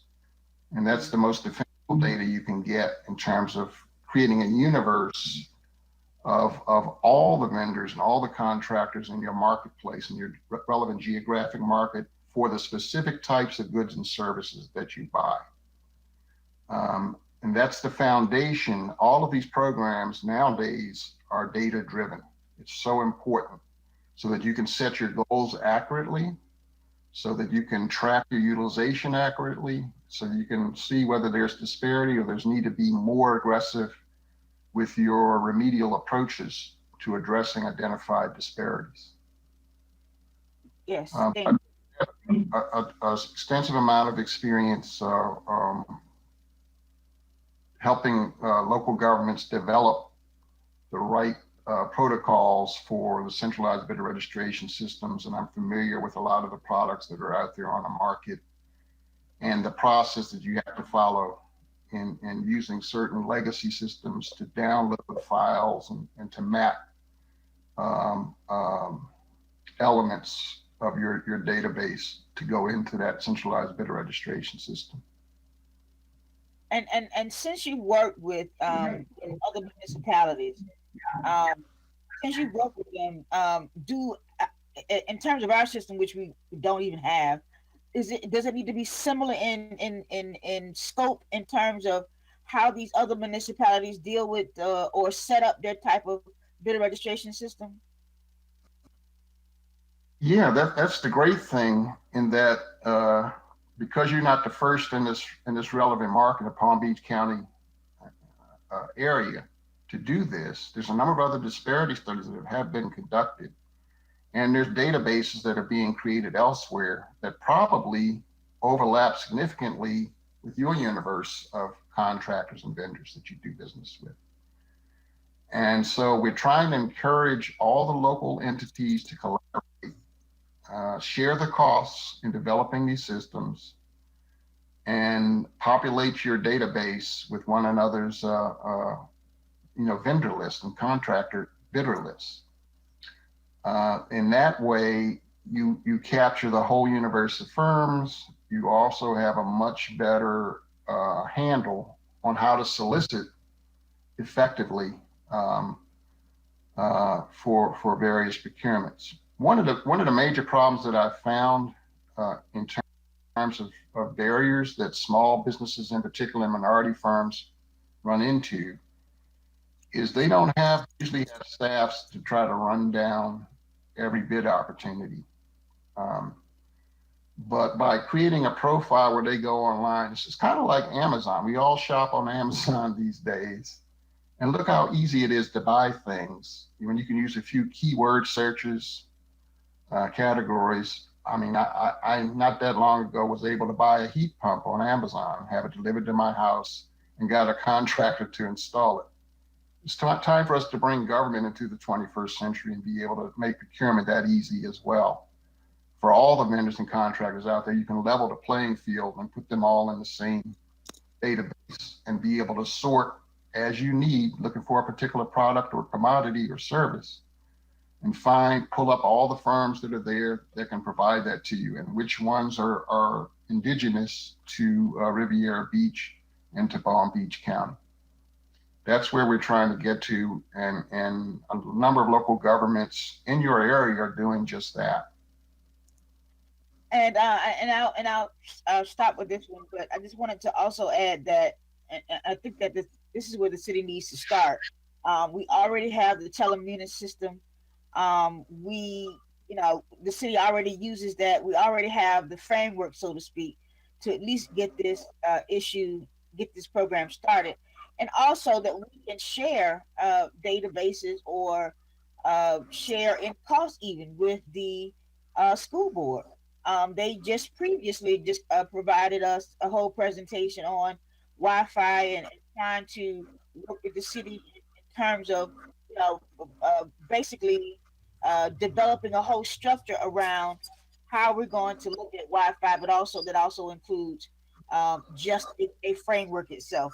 But integrating the B2G system that the school board has, we can definitely use those bigger entities to be able to help us to get where we need to go. You're absolutely right. And let me also add, you can share costs with disparity studies. I've worked with a number of jurisdictions that were smaller. They just couldn't afford to spend $250,000 to $500,000 on a study. So they collaborated with other jurisdictions within the same market area to do what's called a multi-jurisdictional study. And you share some of the costs that go into these studies. For example, there's interviews that you want to undertake with the contractors and vendors to get anecdotal evidence of their experience in the marketplace to determine whether race and gender has affected it. You also want to have a comprehensive database of available firms, and that can be used for multiple jurisdictions that have similar goods and services that they're purchasing. And in the process, you end up saving money on your disparity study. It may cost $600,000, but if you've got 3 or 4 jurisdictions sharing that cost, it's a lot more affordable. Similarly, we try to build in elements into these programs that all the jurisdictions can benefit from. If you're helping with capital access, you find that minority firms have less access to capital than others, or are paying more in interest rates for their loans, or getting denied more for loans. You may need to create some type of working capital vehicle for your small and your minority businesses. And the whole region can share in that effort and develop a pool of funds that can be recycled over and over again to assist with mobilization on contracts and initial costs.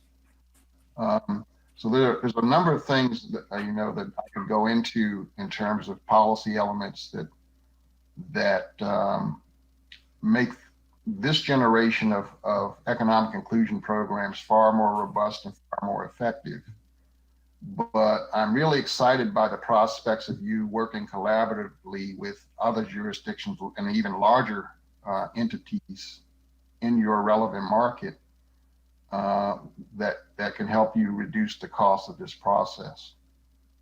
And yes, and I just like to say that I would like the staff to look at, I think, if I'm not mistaken, the school board is due for their disparity study so that the city can reach out to them and see what they can do, the city and the school board can do together collaboratively to look at this issue. But if there is going to be a bigger entity that is going to undertake something like this anyway, then it would be prudent for us to even have a conversation with them about working with them. You're absolutely right. And that's the school district is one of my clients, and I just had a conversation with them last week about that very thing. They're going to be needing to update their study. These studies have to be updated like every 5 years.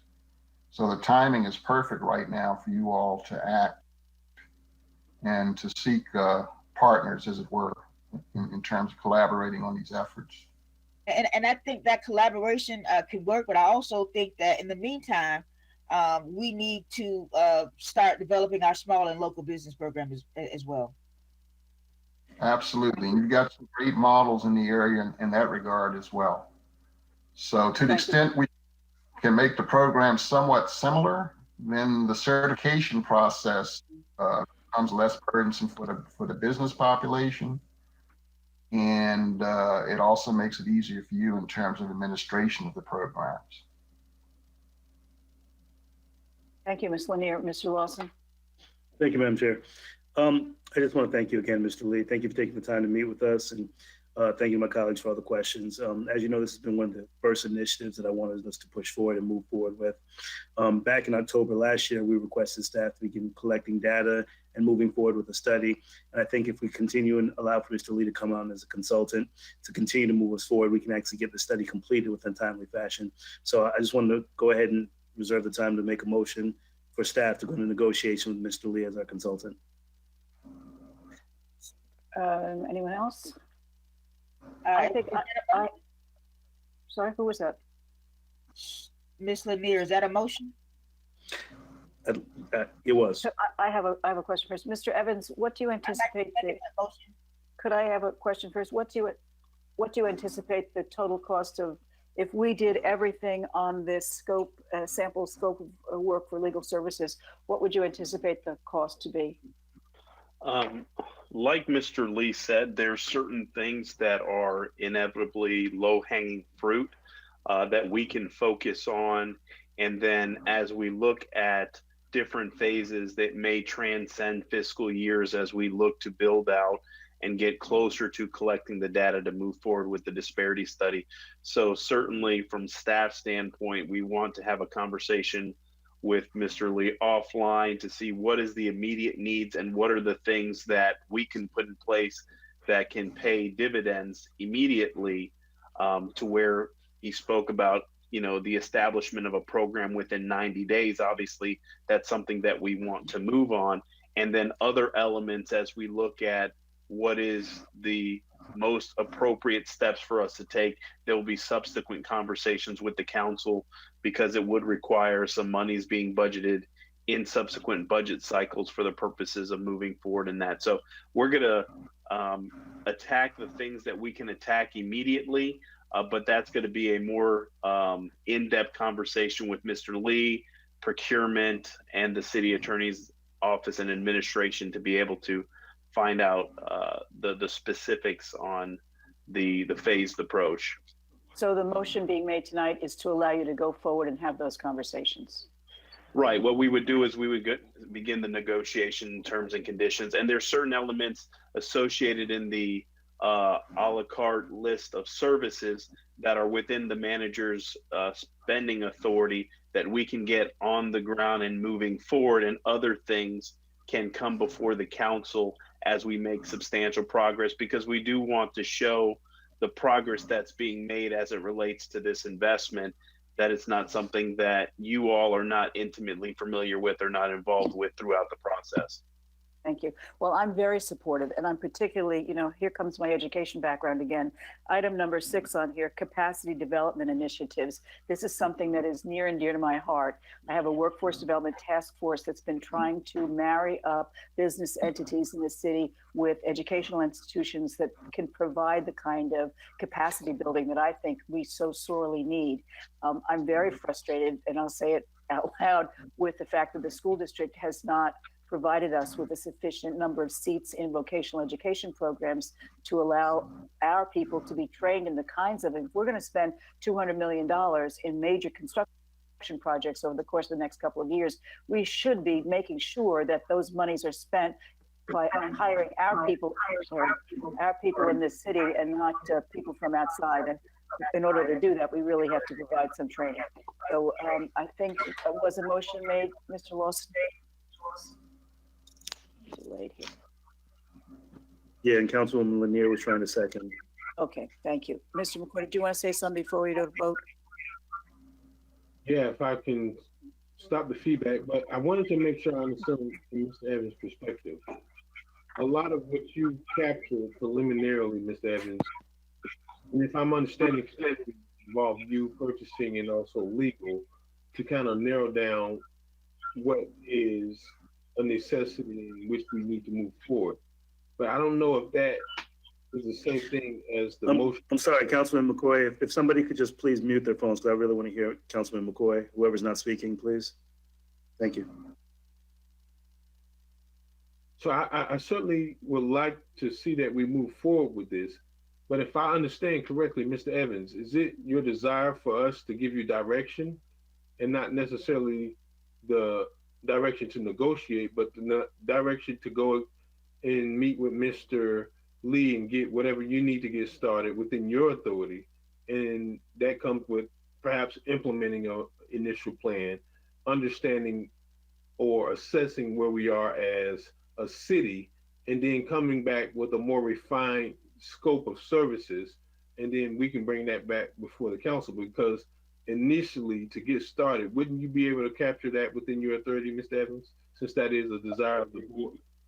Yes, sir. I would be, and what I would do, to your point, is exactly that. I would grab the items that are the low-hanging fruit, that in essence are within the purchasing authority of the administrator, and then subsequent phases, whether it's phase 2 or phase 3, show you the progress we've made on phase 1, and then ask for board approval through budget appropriations for subsequent phase 2 and phase 3, et cetera. So it wouldn't be something that this is the only time that the board would get an opportunity to take a look at it. We will be able to package what we can accomplish within the authority of the manager, and then move forward to bring you all the deliverables and the accomplishments, and then our recommendations as it relates to what direction we need to go for phase 2 or phase 3. Thank you, Madam Chair. And I think that's perfect, because everybody that I'm looking at know we're uniquely situated as the city of Riviera Beach, and our problems is like no other municipality in Riviera Beach, and our advantages are way ahead of many cities in Riviera, in Palm Beach County. So I certainly would like for us to fine tune it. That way we can give Mr. Franklin Lee and our city administration, purchasing and legal, to get off to a good start within the manager's authority, and then fine tune us a real plan and come back for us to be able to decide on how we implement this and what it takes for us as a legislative body to give them real direction and to move forward. But I would like to see that we not make a specific item to negotiate, because I think quite naturally the manager has that within his authority. But I would like to see what those terms are, and then that we can have more dialogue going forward as to what that looks like as far as implementation and our next step forward. And Councilman, to your point, the intent about getting the authorization from the board is that we know that this arrangement is going to have impacts as it relates to public policy. So we didn't want to move in a direction and bring a consultant on board, and then you all are not briefed or in favor of what the other side of this particular initiative is. So that's why we brought this to you all, to buy into the concept and then to say, okay, within that authority, Mr. Manager, to go forward and bring back the changes and modifications and things that you all can do. And then we'll bring back the subsequent phases in greater detail with some deliverables and some accomplishments with phase one. But we wanted to make sure you were aware that we were embarking upon phase one without just going ahead and doing it. Madam Chair? Anything else? Yes. Yes, I just wanted to add that, Mr. Evans, City Manager, if you could see what and where and how the Palm Beach County School District is moving forward with their disparity study and what it would take for us to be a part of that, that would save us time and money. But we definitely would have to reach out to them to ask them, because I know that this is about the time for them to do theirs. So if you could reach out to them to figure out how and where we could be involved with that.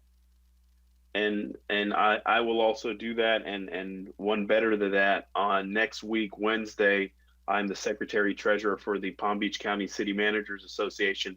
And I'm going to ask my peers if there's any interest from them, if they wanted to proceed forward with something, because I think we have to look at this holistically. And I think other administrators are probably hearing from their boards about looking at this. So that's going to be a good venue for me to be able to see if there's other municipal partners, at least even ones that are contiguous to us, that may be interested in that. Okay. Thank you, Madam Clerk. Oh, Ms. Miller Anderson.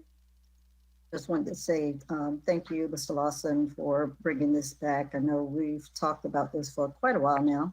And I think the time is certainly right with what is all going on in the country at this point. And I think we'll probably see many municipalities getting on board. So Ms. Evans, that would probably be a great idea to see if others are interested, because I'm pretty sure we're going to start seeing a lot of changes in the way we do things. So I appreciate this being brought forward so that we can get going with it. Thank you. Madam Clerk. Councilperson McCoy? Parliamentary, what are we voting on? Negotiation? Because that's not what I was just recommending. Do you want to restate the direction that we? Mr. Lawson, do you want to restate the motion that you made? I was my suggesting, and what I really thought the manager was saying, is that we give the direction that the manager meets with Mr. Franklin Lee, not to just negotiate, but to meet with them and make an assessment of where we are in those low-hanging fruit that the manager spoke of, as opposed to entering into a long-term contract, because the manager does have a specific, well, the administration have a specific authority that they can exercise. And I want to be able to see if we can get them off to a start, especially using Mr. Lee's time and talent, and making sure that we can develop what that assessment as to what we best need to handle. So it's not to negotiate, it's but to start the, direct the managers to meet with Mr. Lee as far as assessing and determining the city of Riviera Beach's needs and the best path forward. That is what I was. Madam Chair, I thought we've already done that. They've met with Mr. Lee. They brought this proposal forward because they've met with him. They know some of the things that they have to do to get started. So why are we going to go back to that again? We need to move forward with this. Move forward with what? What? Hold on, Madam Chair. If you can indulge me, what exactly would they be moving forward with, Ms. Lanier? Because if you're talking about that whole list of services, that's not what we just spoke about. So unless you know something different that perhaps the other members of the board, what do you think they're moving forward with? I would ask Mr. Lawson to restate his motion, and his motion will tell you exactly how we're going to move forward. So you don't know. So I'd like to make a motion. You're asking him to defer, because what I'm saying to you is this: there has not been anything with specifics that we've identified for Mr. Franklin Lee to meet with the procurement director, with the attorney, or with the city manager on. My simple question is, if he has the opportunity to meet with those powers that be, that's in the working day-to-day capacity of city administration, city attorney, and procurement, then that's something that they can develop. But I don't want to send them back to negotiate something when we have no clue on the list of services what is going to be negotiated upon.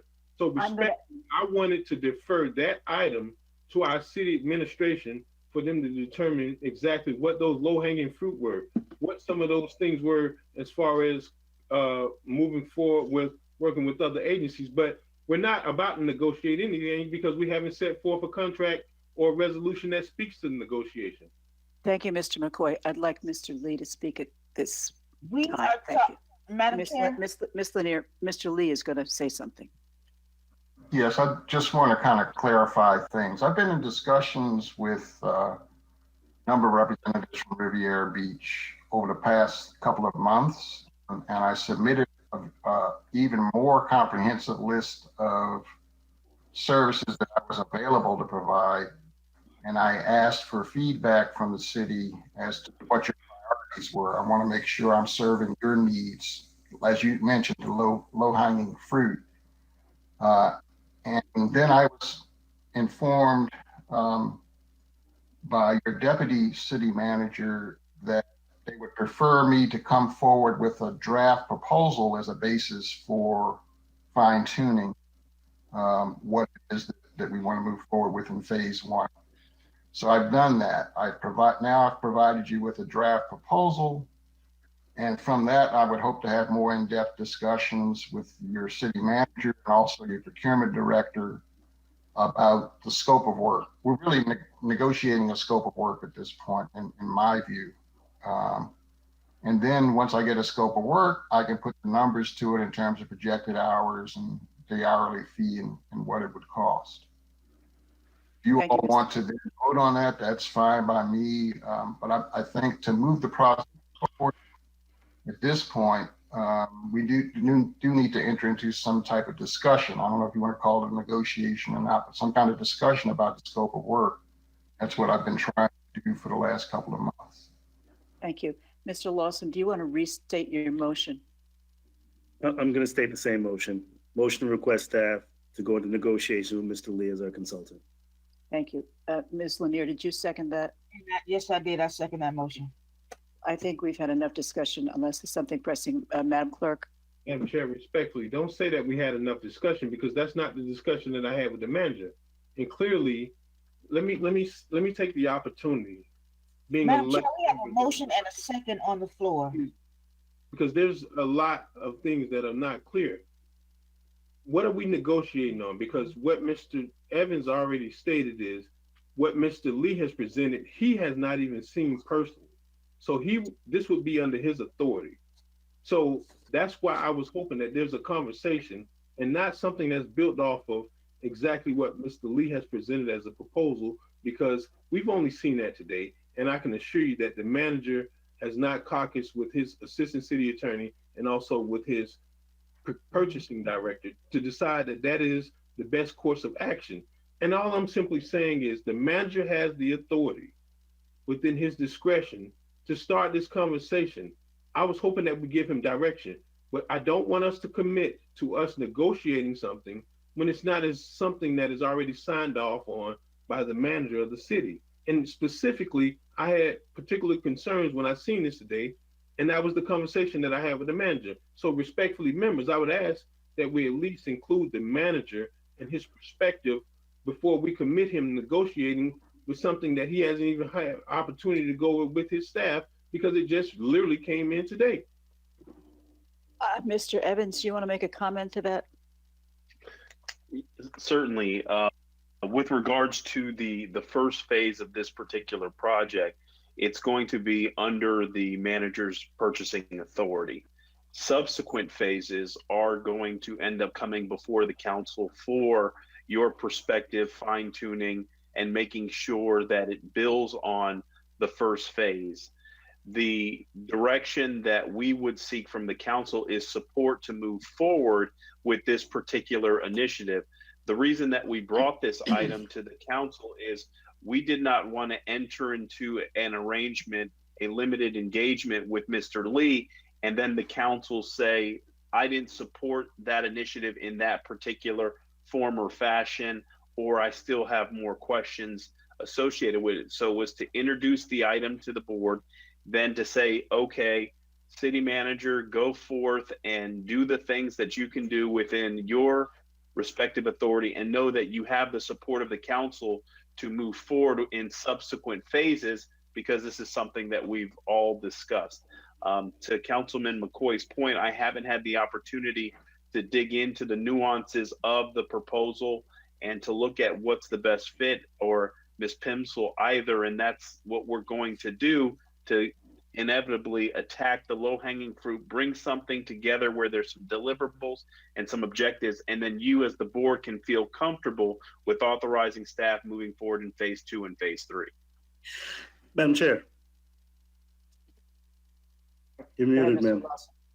So, Councilman McCoy, I'm trying to understand your thought process, because from what I'm hearing, it sounds like it's semantics that we're playing now, because I'm asking that he goes into negotiations with Mr. Lee, and it's identical to the motion that I just made. So why is it that there's a confusion when it comes to Mr. Evans negotiating with Mr. Lee to move forward with hiring him as our consultant? My motion was to request staff to go into negotiations with Mr. Lee as our consultant.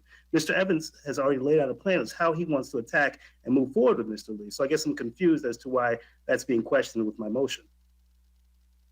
Madam Chair. Yes, go ahead, Mr. McCoy. Thank you, Madam Chair. So, Mr. Lawson, Sir. if I can clarify, the negotiation issue is not that. Mr. Lee stated that he sent us a list of services in the scope. I'm not interested in negotiating or giving our manager the opportunity to negotiate that. You know, when I first got a subsequent email this afternoon, my first call was to the manager to ask him, you know, what did he think or what was his involvement? And he explicitly stated that he's going to have to put in more work with his staff person, along with the city attorney, to fine tune something that they can get started on. And it would be within his discretion. But we're not entering into a contract right now today.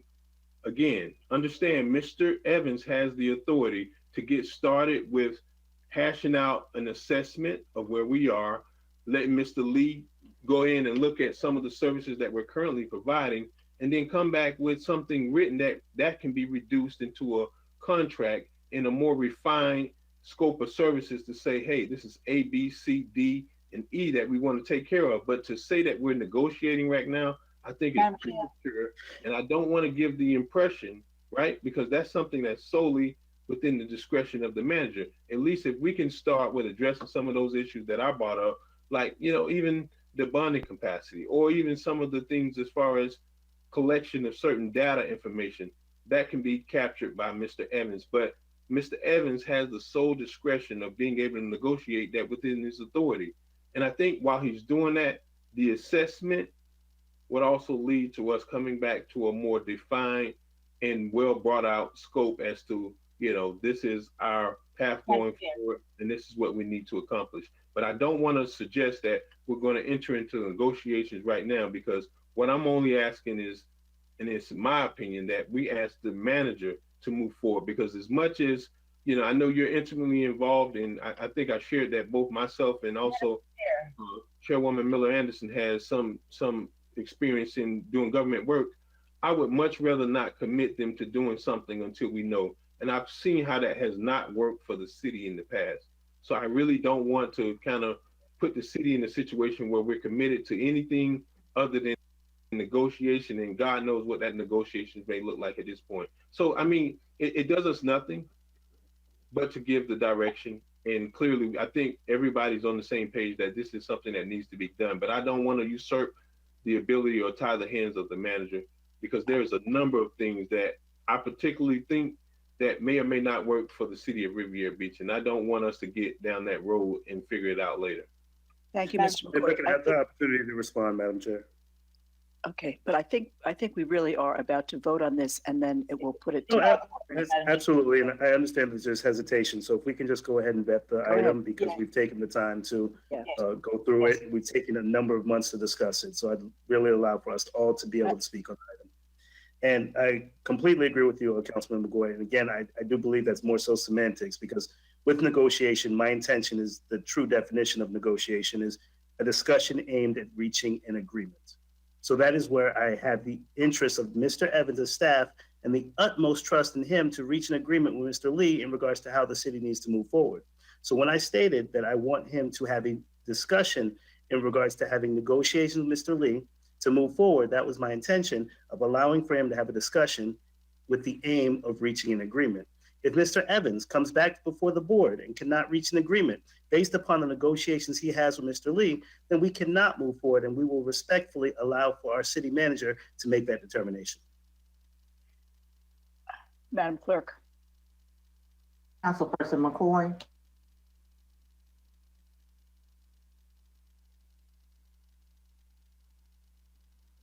Can you restate the motion?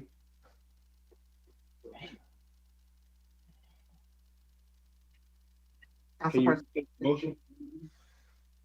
he's asking that you restate the motion. Oh, yes. I'd like to make a motion that we go into negotiations. We allow for staff to go into negotiations with Mr. Lee as our consultant. And I am seconding that motion. Councilperson McCoy, no. Councilperson Miller Anderson, Yes. Councilperson Lanier, Yes. Pro Tem Lawson, Yes. Chair Botel. Yes. That motion is approved with Councilperson McCoy dissenting.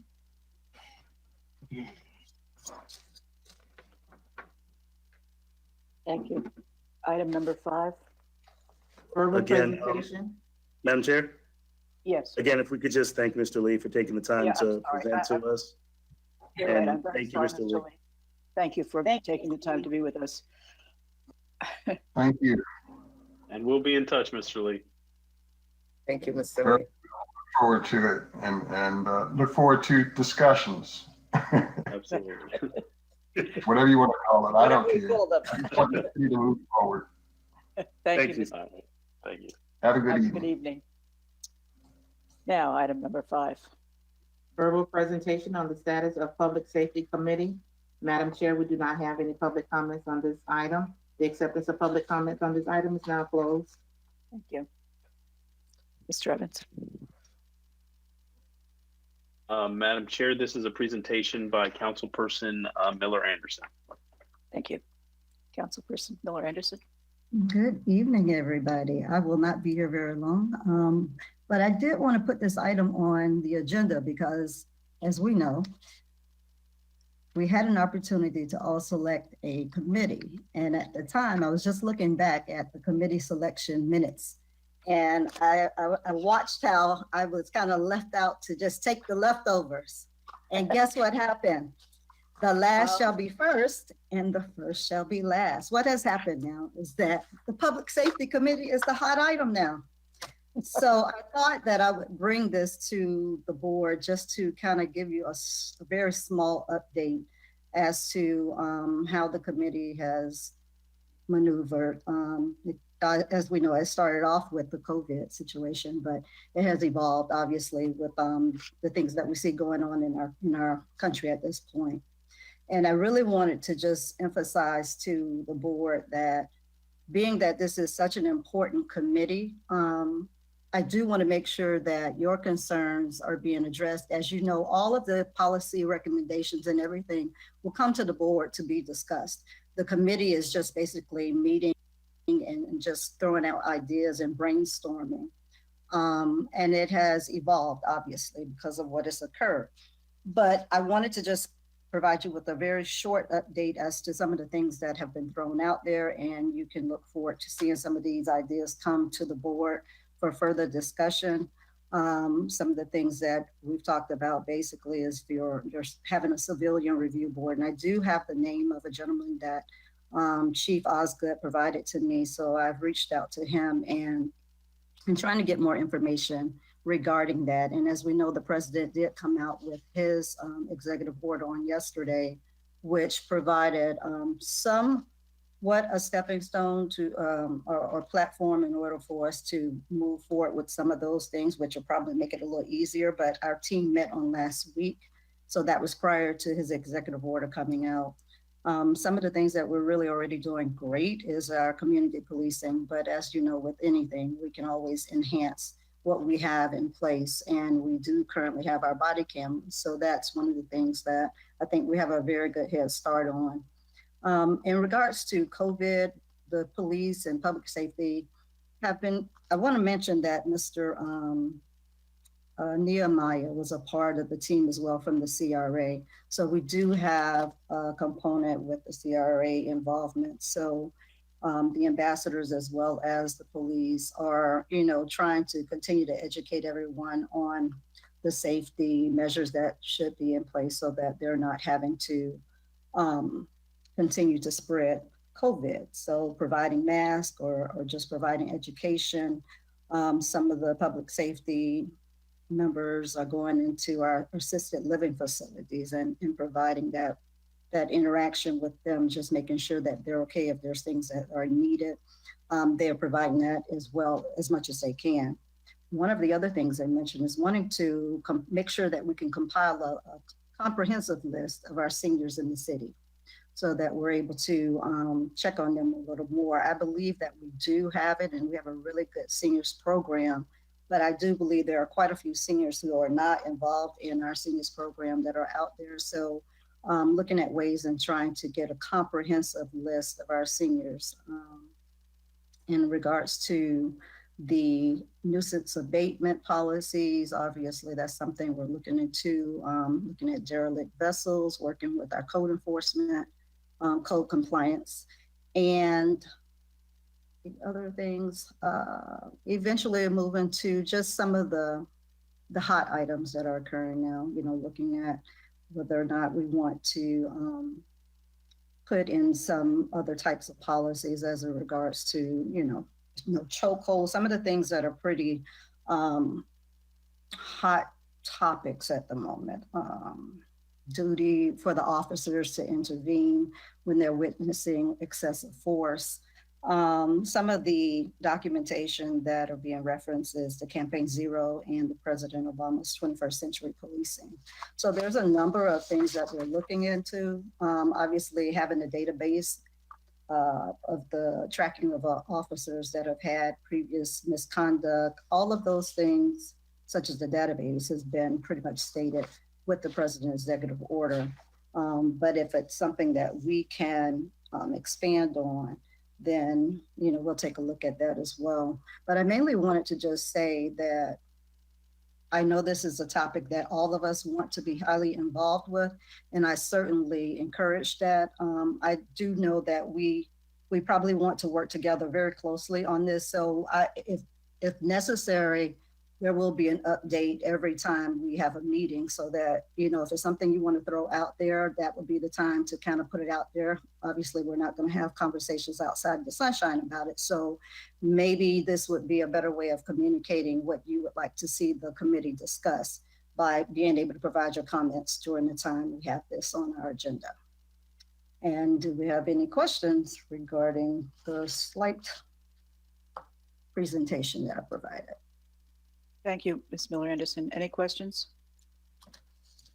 I Anything have a comment. anyone want to add? Mm-hmm. Yeah, I have a comment. I had a really interesting, good meeting with Mr. Evans, Chief Osgood, and a couple of citizens about the relationship between neighborhood folks and the police department. And one of the things that I would like to see us, and the chief is aware of this, so I feel I can say it out in public. One of the things I'd like to see us focus on is the recap program, which we saw. I remember, Kashama, you and I were, I'm not sure the other members of council were on board yet when we saw this. We saw a presentation from the West Palm Beach Police Department about the recap program, which was evidence-based policing coming out of Las Vegas. And it's really effective way to get community members to feel more comfortable with police officers. So I just throw that out there as something that I know you can follow up on with the chief when you have meetings with him. Thank you. Thank you. Anyone else have any suggestions or anything they would like to have looked at in terms of with this committee? Mr. McCoy, I know you have to have something to say, right? You're quiet on this? I don't believe that. Why give up? No, I'm not quiet. Thank you for the good work that you're doing.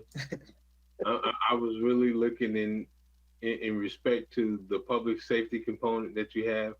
I'm trying to incorporate that into my small and medium business committee because there are some things that at least we've started our economic recovery initiative. But there are some other things that I would like to address, and I've been kind of communicating with our manager and also our chief of police regarding that. But I think you're doing a great job, and I can't wait till we get down to number 10.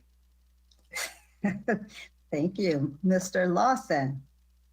When I went back into the minutes, you actually wanted to be a part of every committee. So, and we had to narrow you down to one. So,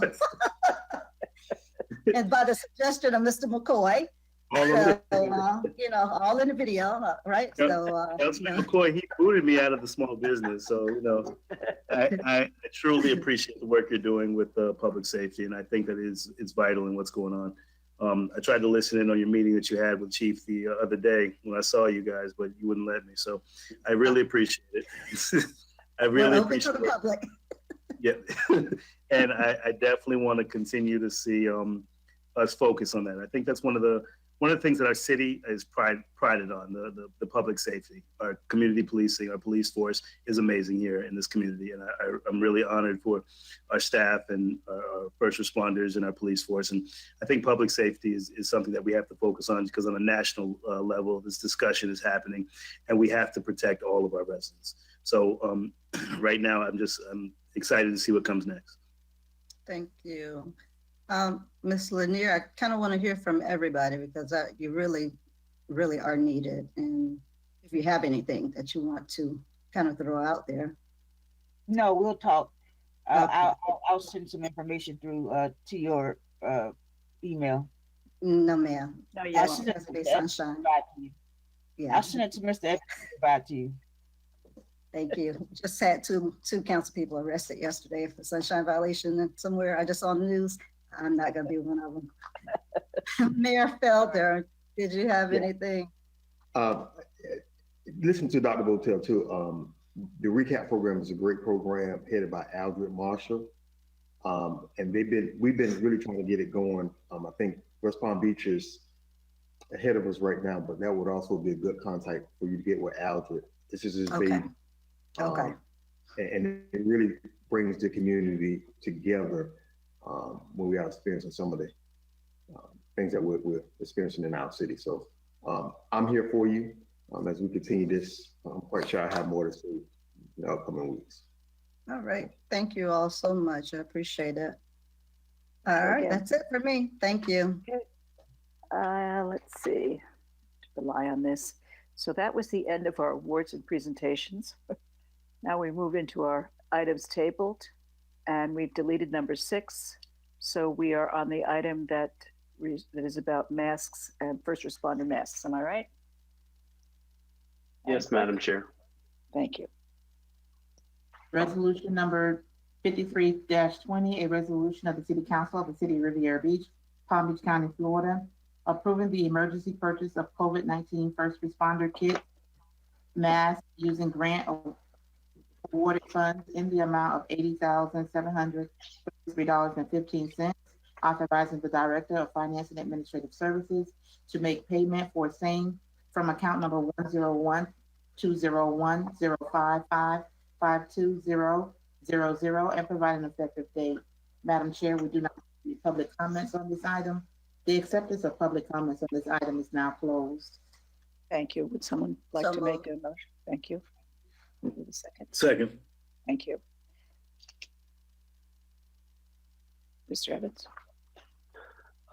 Madam Chair and members of the board, if I can have Chief Nate Osgood present this particular item, and I think he has one of his officers also assisting him on this. Chief.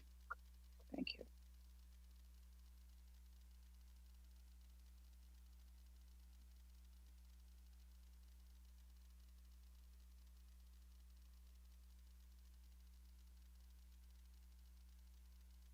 If we're not hearing you.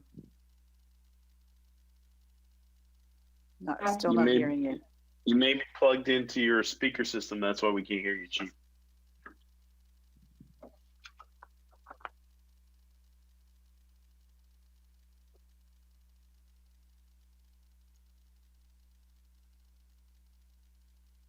No, I think he's frozen.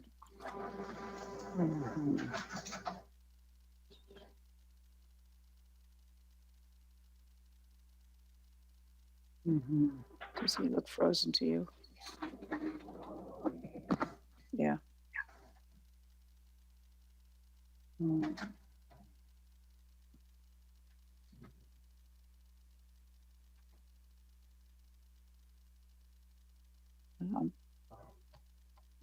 Now, how about now? Check. Oh, yes. Yes. Yes, we can hear you, Chief. All right. Sorry about that. A little. Yeah, but We he's can't see you, still though. frozen. You can't see me. No. Yeah, you got Am I? They go out and come back in. hit your camera. You should be.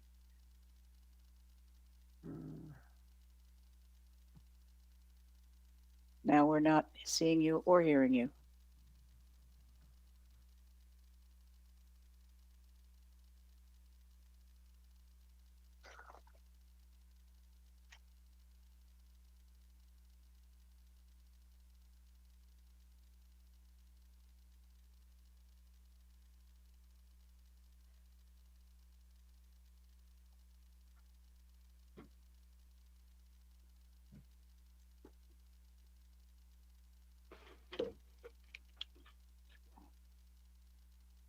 Should we take up the next item, or let's try? Louise trying again.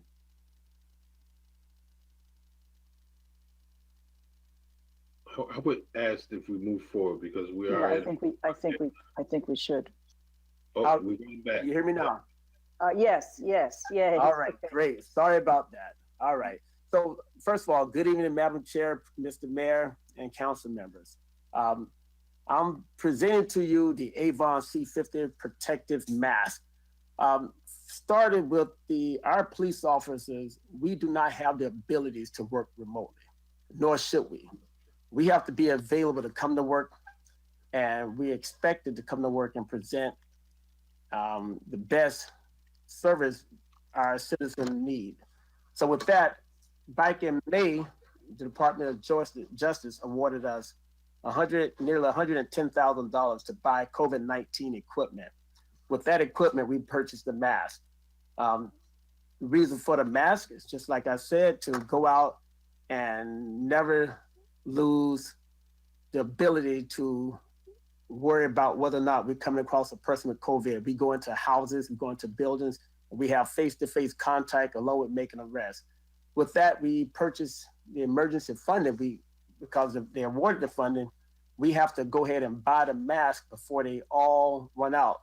They advised us that the larger departments such as LAPD, LA County, New York City are buying these masks up. And we're not a small agency, but we're nowhere near a large agency. We're only requesting about 140 masks. So with that said, we're looking to go ahead and get started and purchase the mask. The funding has already been awarded to us. As soon as we get the funding, then we can cut the check back to the finance department. If one other thing I was going to tell you, these masks, they have multi-purposes.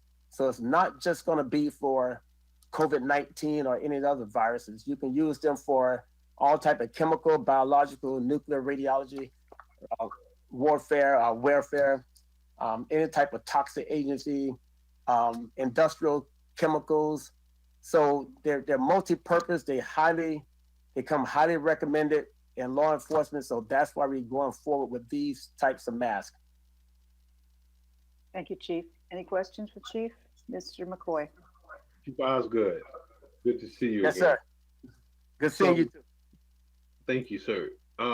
If the grant is 109,000, how is it that we've only spent up? I think was about 80,000 is what I seen. Yeah, well, we only spent $80,000 because we only needed about I think 140 masks. But again, that leaves us on the table with around $23,000 that we can purchase other COVID-19 equipment. Okay, so that grant does allow us to do that. Yes, sir. Okay, well, good to know. All right, thank you so much, sir. That's all I have. Anything else? Madam Chair? Oh, go ahead, Mr. Lawson. Chief Osgood, thank you. When does that grant actually expire, those purchases? We're good for, I think, I really can't even guess on that. I know we're good throughout the remainder of the year. Okay. I just want to make sure that we just stay on top of it and get those orders in, so. Yes, sir. Thank you. Thank you, Chief. Madam Clerk? Councilperson McCoy,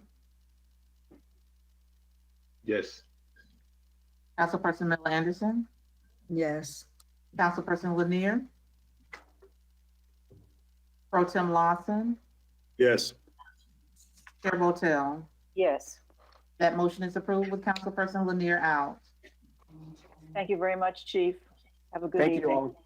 Thank you. Okay. We're up to elected official. Are we doing the elected officials representation on various boards? Yes, Madam Chair.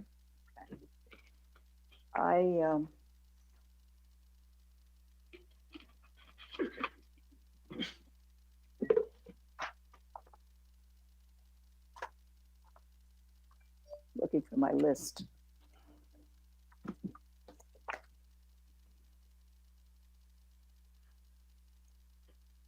Mr. Evans, shall we have the clerk present this item? Yes, Madam Chair, the clerk is to present this item. Madam Clerk?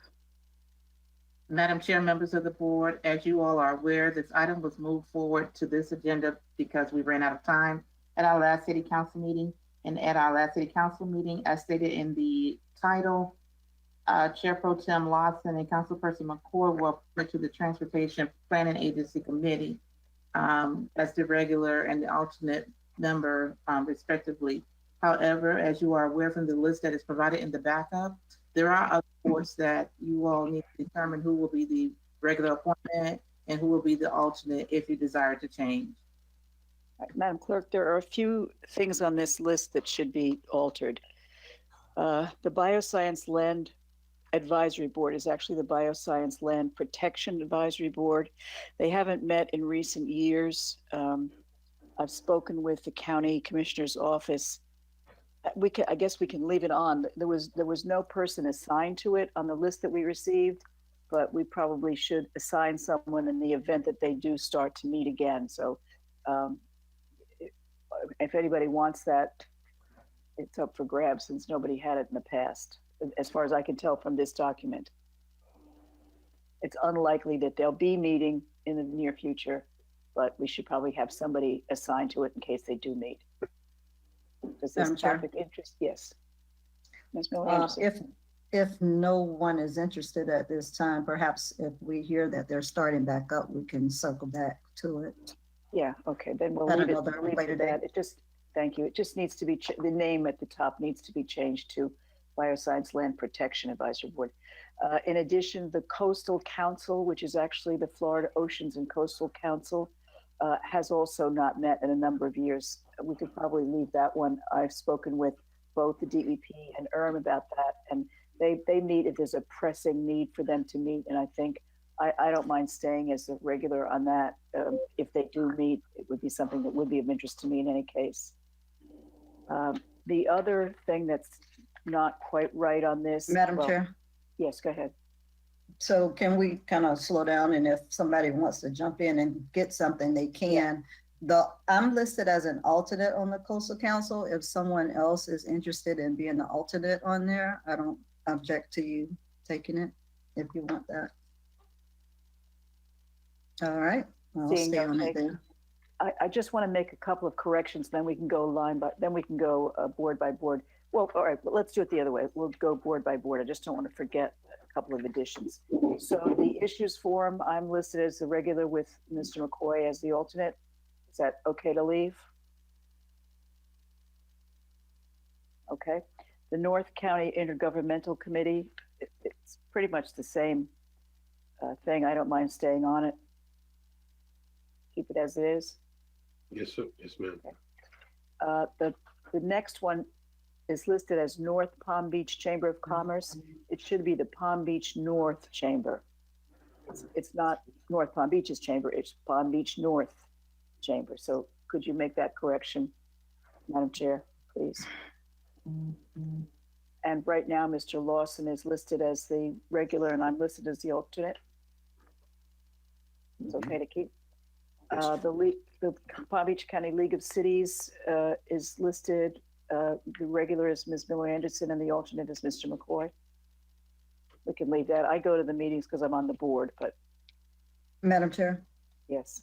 I know we decided on this one as well. I don't know why that one, is there a reason why that one wasn't included in the item?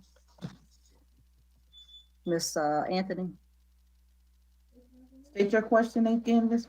I said, along with the Lawson and McCoy being appointed to the TPA, we also decided on the League of Cities one as well. I was just trying to find out, was there a reason why that one wasn't on the agenda as well? Because we've already dealt with that. The one. League of Cities, you actually chose the who's gonna vote. You didn't change your who's representing. Okay, so just the vote, that was separate, that was different. Right. I'm sorry, Okay. is there a difference between who votes and who's a member?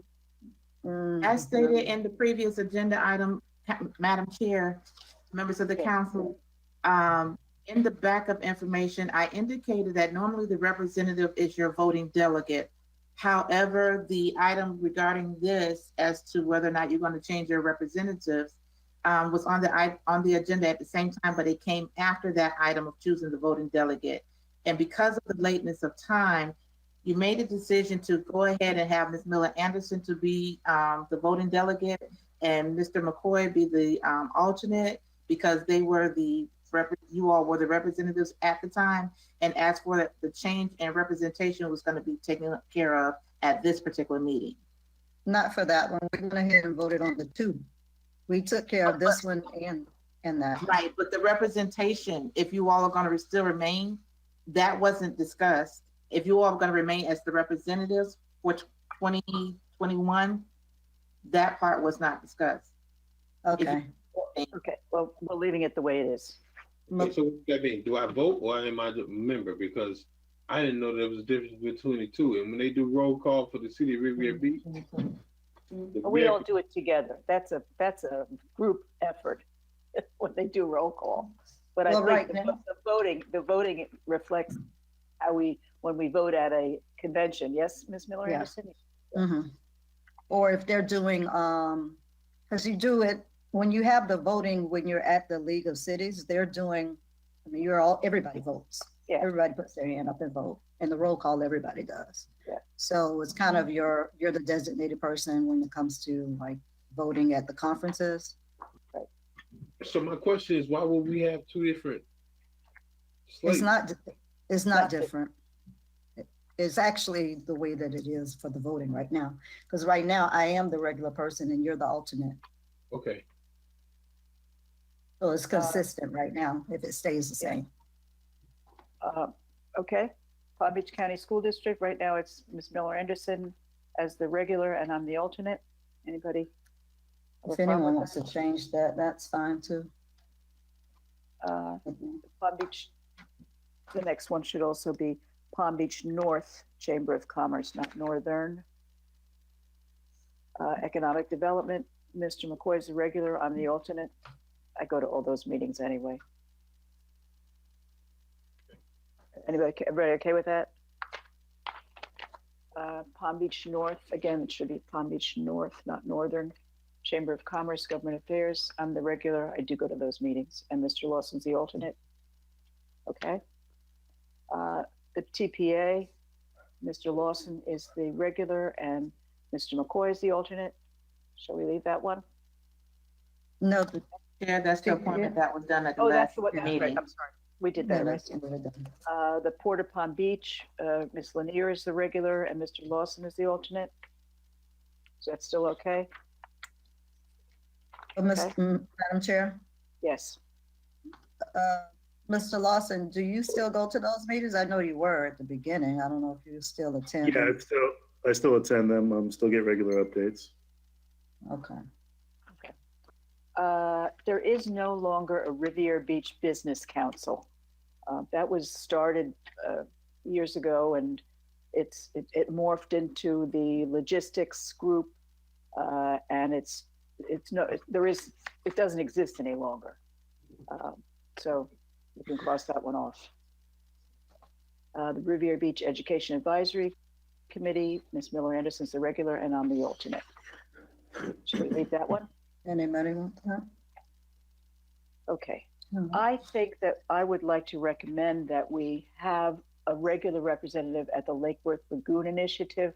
I go to those meetings, but I think when I'm no longer on council, I would like to see someone in future councils be tasked with attending those meetings. They're only about once a quarter, and they're very, very interesting in terms of what's going on in the waterways around Riviera Beach. So does anybody object to us serving as a member of any of these boards? Say that again? Would Say that the again? mayor be excluded from participating as a member? Oh, I don't know. It's a good question. Because I've not seen that one. Yeah. I don't recall him ever being on, but I don't know if it was just because he didn't choose, he chose to not be on. Anthony, do you recall? That I'm aware of, the person that was in the mayor's role did not and do not participate on these boards. Whether or not there is anything against that, I am not for certain. I can research it and find out. But I believe in the bylaws for these various boards, they look for the voting those to participate, and our mayor is ceremonial. Okay. So does anybody object to our adding the Lake Worth Lagoon Initiative as a board that we should check in with? I don't mind being the regular. Does somebody want to volunteer to be the alternate? I go to all the meetings anyway, so. Where are the meetings? It won't be burdensome. Where are the meeting held? In the county offices where is, you know where ERM's offices are. No. I mean, what street? West Palm? No, The Vista Center on Job. Oh, okay. Yeah, that's it. Okay. And what time, when do they normally have it? When is it? 9:30 to 11:30. It's usually quarterly. Okay. The last one was May 14th.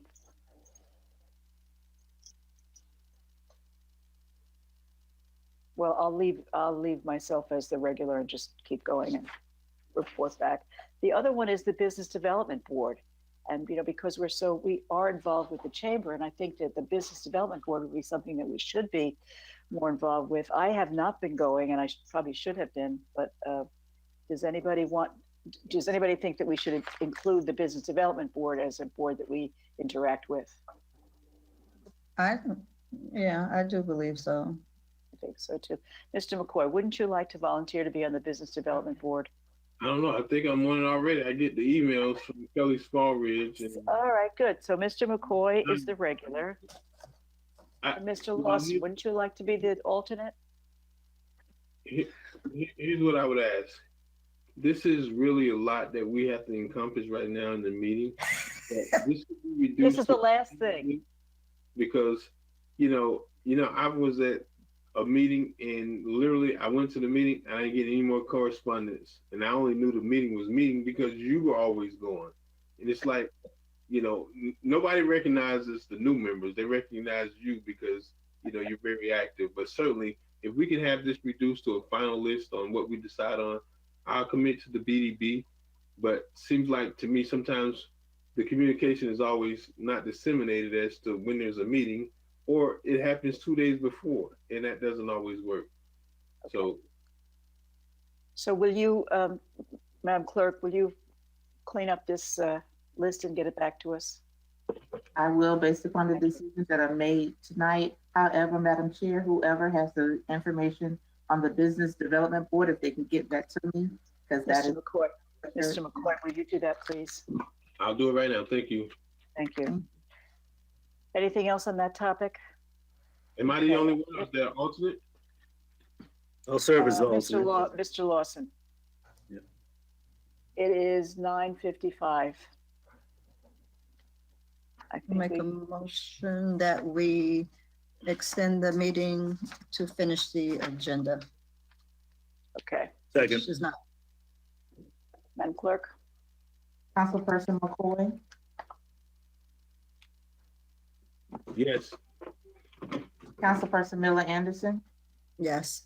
Councilperson Lanier, Yes. Pro Tem Lawson, Yes. Chair Botel, Yes. unanimous vote. Okay, let me go back to my online agenda. We need to, okay, we up to number Number 9, Madam Chair. number 9. Okay, go ahead. Madam Chair, at the request of the city manager, has asked that I read the resolution in its entirety. Resolution number 5420, a resolution of the City Council of the City of Riviera Beach, Palm Beach County, Florida, approving the commemoration of Juneteenth as an annual celebration in the City of Riviera Beach and providing an effective date. Whereas Juneteenth is recognized as the end of chattel slavery in the United States and as liberation from the greatest robbery of Black wealth in our country's history. And whereas President Abraham Lincoln first issued the Emancipation Proclamation effective January 1st, 1863, freeing the slaves in the South. However, Southern slave owners ignored that order. And whereas on June 19th, 1865, which has since come to be known as Juneteenth, Union soldiers led by Major General Gordon Granger arrived in Galveston, Texas, with news of the president's order freeing the slaves 2.5 years after it was first decreed. And whereas through other systems of oppression, such as sharecropping, Jim Crow, redlining, and mass incarceration, the plunder of Black bodies and Black wealth continued past slavery and persists to this day, affecting the physical and mental health, safety, and education of African Americans. And whereas liberation from these systems of oppression must include Black economic liberation, manifested in such ways as financial literacy, access to loans, jobs, and the means of self-improvement, and the ability to own the land in one's own neighborhood. And whereas many African Americans continue the tradition of celebrating Juneteenth Day as inspiration and encouragement for future generations, and Juneteenth celebrations have for more than 154 years been held to honor African American freedom while encouraging self-development and respect for all cultures. And whereas many of African Americans have worked and continue to work to build wealth within the Black community, and whereas although Juneteenth is beginning to be recognized as a national and even global event, the history behind the celebration should not be forgotten. And whereas the faith and strength of character demonstrated by former slaves remain examples for all people of the United States, regardless of background, religion, or race. Now, therefore, be it resolved by the City Council of the City of Riviera Beach, Palm Beach County, Florida, as follows. That Section 1, the City Council of Riviera Beach will recognize June 19th or Juneteenth as an annual celebration of the past, present, and future of Black economic liberation and those who work towards that liberation.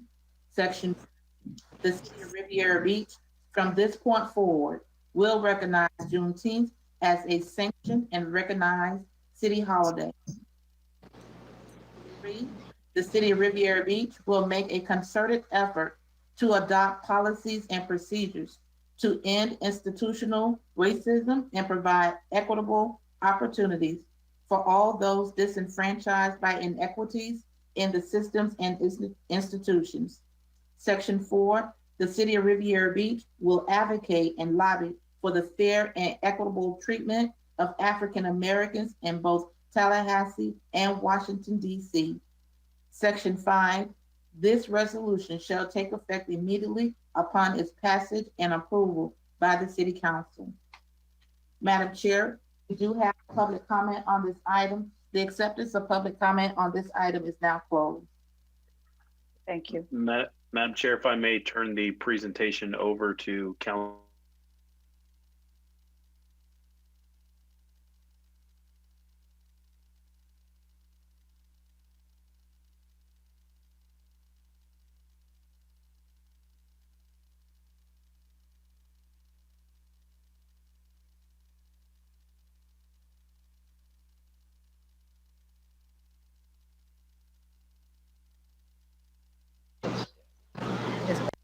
I think it's Mr. Evans, yeah. Yeah, I think it's me. If I can turn the presentation over to Councilman Lawson. Okay, but did you want us to make a resolution, to make a motion before we? Yes, please, yes. Thank you. Would someone like to make a motion? So moved. Second. And now, Mr. Lawson. There we go. Thank you, Madam Chair. If we can go ahead and just have the public comments first, and then I'm going to go into the presentation.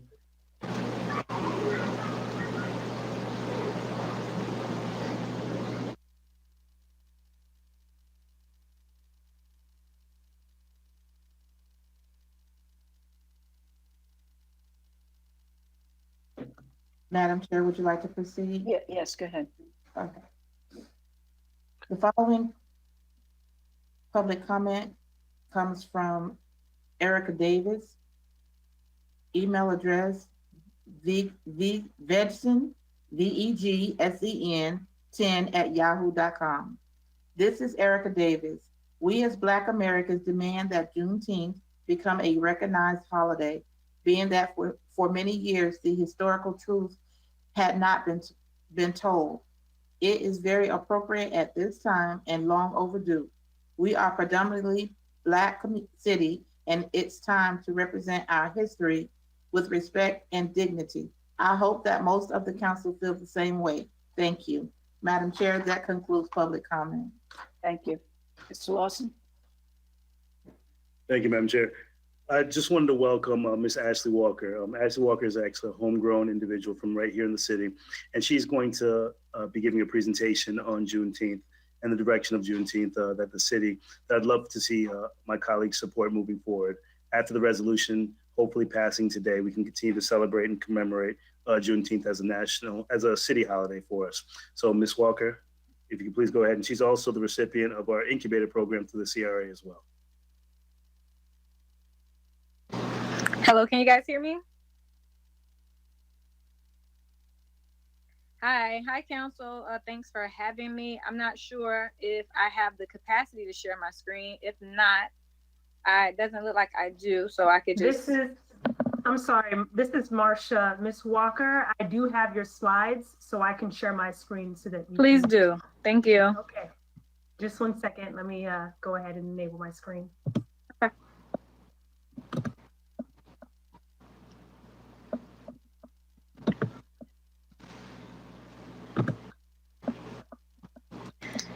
Thank you. So in a couple minutes, I'm just going to talk to you about Juneteenth, the Freedom Day that we could have in Riviera Beach. You can go to the next slide. I think the resolution stole all of my thunder, but I will just go ahead and tell you what I have here. So on June 19th, 1865 is commonly referred to as Juneteenth. It's the day that the Union Army Major General Gordon Granger arrived in Galveston, Texas, and announced that it's the end of the Civil War and slavery. This declaration was nearly 2.5 years after President Abraham Lincoln announced the Emancipation Proclamation, which freed all slaves in the Confederacy. Starting in 1866, Texans marked Juneteenth as the day of celebration and community. It is memorialized by prayer, learning, and celebrations. Next slide. Juneteenth is more than just a day off. It should be filled with educational experiences about the institution and affliction of slavery, community conversations on race and reconciliation, and cultural experiences that bring the history, challenges, and contributions of Black Americans to the forefront of the nation's consciousness. And that was taken from an excerpt from an article, No More Excuses. It's time to declare Juneteenth a federal holiday. Riviera Beach has a chance to demonstrate leadership and be socially responsible by naming Juneteenth a citywide paid holiday. It is an opportunity to make a strong gesture that symbolizes the possibility of success for all Riviera Beach residents. Going a step further, Riviera Beach can host its inaugural Juneteenth celebration in 2021, an event to inspire and bring awareness to the plight of Black Americans. It could also be a time to highlight the contributions and achievements of those who are committed to the well-being of our community in its entirety. Thank you for having me. That is my short presentation on why we should move forward with being socially responsible and naming Juneteenth a part of something that we celebrate every year. Thank you so much. Thank you, Ms. Walker. Thank you so much for joining us and just giving us a brief history. And moving forward, colleagues, this is a celebration that we as a community would love for us to get behind. This year, COVID has delayed and stopped a lot of the progress in regards to social activities and actions that's happening. But in regards to celebrating and commemorating something like this, we have to continue to move forward with. Next year, I would love for us to visit looking into budgeting a weekend of events for Juneteenth. In addition to passing this resolution today, I want us, when the budget time comes, to discuss having this as a city event that we host for the community so that our residents can continue to support. Thank you, Mr. Lawson. I want to thank Ms. Walker for making those slides available. My earpiece, is it still all right? Can you hear me? Yeah, okay, good. Something's wrong with my thing. I borrowed the slides that you gave us earlier in the day, and I made a recorded message for the school board's meeting, which is in conflict with ours tonight. And I suggested that the school district adopt Juneteenth as a holiday as well. But I used a lot of the verbiage that you had on your slide. So I thank you for providing that inspiration.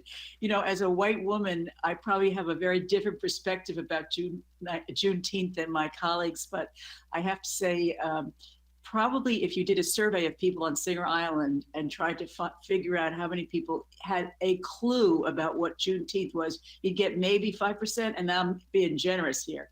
The only reason I know about Juneteenth is because I was a deputy superintendent of schools in a larger than Riviera Beach, majority minority school district. So I'm aware, but the reason it's important to me is that fact, the fact that white people generally don't know about things like Juneteenth, and that's because it's left out of the history books. We know all about European men in our history books in schools, and we don't know about things like Juneteenth and other historic, cultural aspects of African Americans. And so I think it's really important for us to celebrate Juneteenth so that we can celebrate our community. And I'm happy to support this resolution. And thank you for bringing it to us. Anybody else?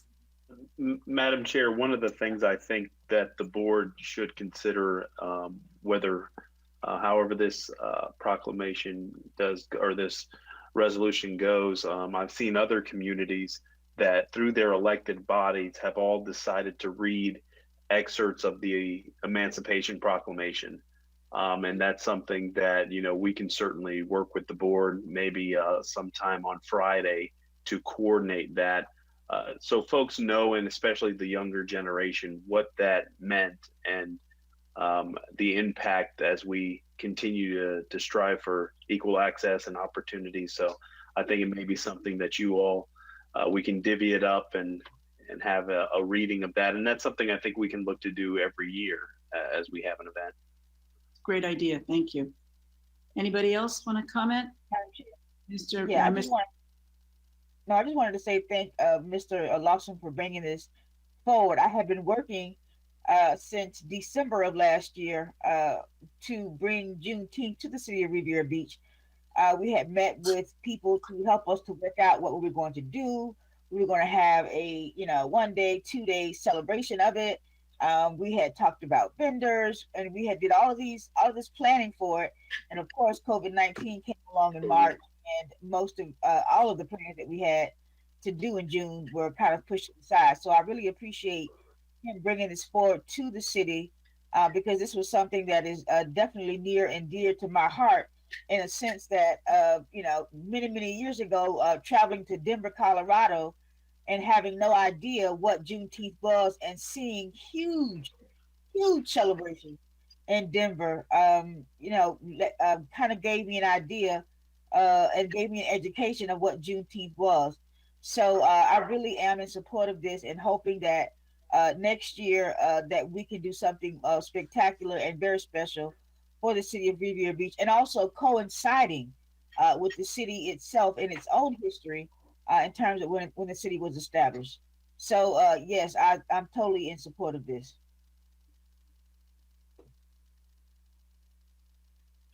Mr. McCoy. Sorry, Mr. McCoy. Thank you, Madam Chair, and members. You know, I certainly want to commend Councilman Lawson, or should I say, Chair Pro Tem Lawson, for bringing this item forward. Madam Chair, you see me today. I was actually being interviewed today about the importance of Juneteenth and why it's so important here in our community. But I wanted to find out, because there's vague details in this resolution. I'm only looking at section 2, that we're recognizing this as a city holiday in this resolution. And I particularly had some concerns, and I think if any of you know me, then you probably know where I'm going to go with this. But through no means am I in opposition of us doing this, but I was really concerned in the backup, nor does the resolution explicitly say that. But I want to make sure that I'm clear. Mr. Evans and Mr. Lawson, is it the desire that we close City Hall this Friday in recognition of this? Because it's not indicated explicitly inside of this. Just making it a city holiday in itself, in its own, doesn't necessarily decide that we close operations. And I'm only saying that because of the fiscal impact that's alluded to inside of the backup, but nothing says anything about closing. And I certainly have a litany of questions to ask regarding that. Yeah, the as every holiday, if it is recognized as a city holiday, it's contemplated that the facilities are closed. Certainly, you still have utility operations, and you have, public safety that will still be working as it relates to the holiday. But your major city facilities would be closed. Thank you. Follow up. So how do we contemplate, because I know certainly I've had some meetings with administration and some outside individuals coming in, which would, if this is passed, in fact, you know what, let me say this, Mr. Evans, I think this is probably a very poorly written resolution, because it says that we're going to recognize it as a city holiday. But I think if we're going to expend money regularly and routinely, it needs to explicitly say that this is a holiday that we will recognize and city facilities will be closed. That doesn't say that here. And as far as I'm concerned, if you're just looking at it, not reading the backup, nothing about the resolution would reflect that we're closing our city operations. And I'm particularly concerned because I've been over 2.5 weeks waiting to get a meeting, and it was scheduled for the 19th. That was the first thing. And this item only came up last Wednesday. So I was a little bit concerned with that aspect. The second portion of my contention was that we've already experienced in the second quarter of 2020 that City Hall has not been open whatsoever to the public, and that we're going to turn around and make this a paid holiday. And I have applications that's kind of in the whim with various departments, and I'm trying to be patient and waiting for that to come to fruition and for me to get some results from that. Thirdly, the mere fact that we're actually closing City Hall, to me, kind of suggests that, first of all, this is haphazard and it was not done with any kind of foresight. You know, I've asked your department and also finance for the numbers that we've expended as a city related to pandemic pay salaries and other expenses. And that amount that I'm really have to share with the members exceeds $1 million already. So this is something that we didn't already account for.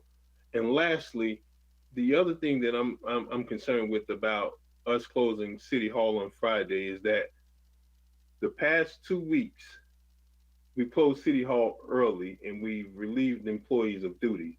Now I certainly want to recognize and commemorate what we're doing, but you know, our job is to serve, and I don't want to start this precedent where every time we turn around for whatever reason, being a state of emergency or something beyond our control, or someone that's scheduling a protest that has no coordination with the city, that we close and everything that we've already started literally gets placed on the back burner, because there is a lot of businesses that come to the city, and potentially the very meeting that I had teed up for us to have this coming Friday, is a little bit disappointing because I had folks that were ready to move forward on something. I certainly want to support and commemorate, the significance of Juneteenth, but I just think that we have to plan better. And there is no way that I can see that we can decide 2 days before to close city operations. Now, this is going to bring up a question that I already know inevitably we're going to have to deal with as members of the elected body and administration. We have 3 departments that work 24 hours a day. As you know, it's police, fire, and water utilities. And even if those individuals who don't have the ability to be able to take off Juneteenth, I want to know exactly how do we see that they're compensated?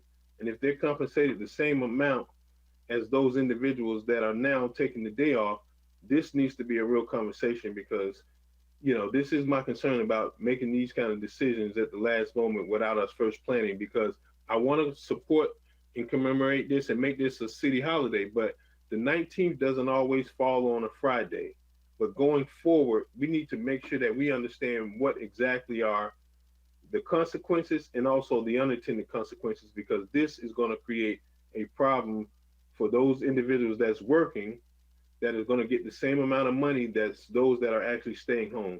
So I want to make sure before we commemorate this holiday by way of resolution that we have some sort of understanding of what the real true fiscal impacts, and also what how we do this operationally, as far as those things that we did have scheduled for this Friday.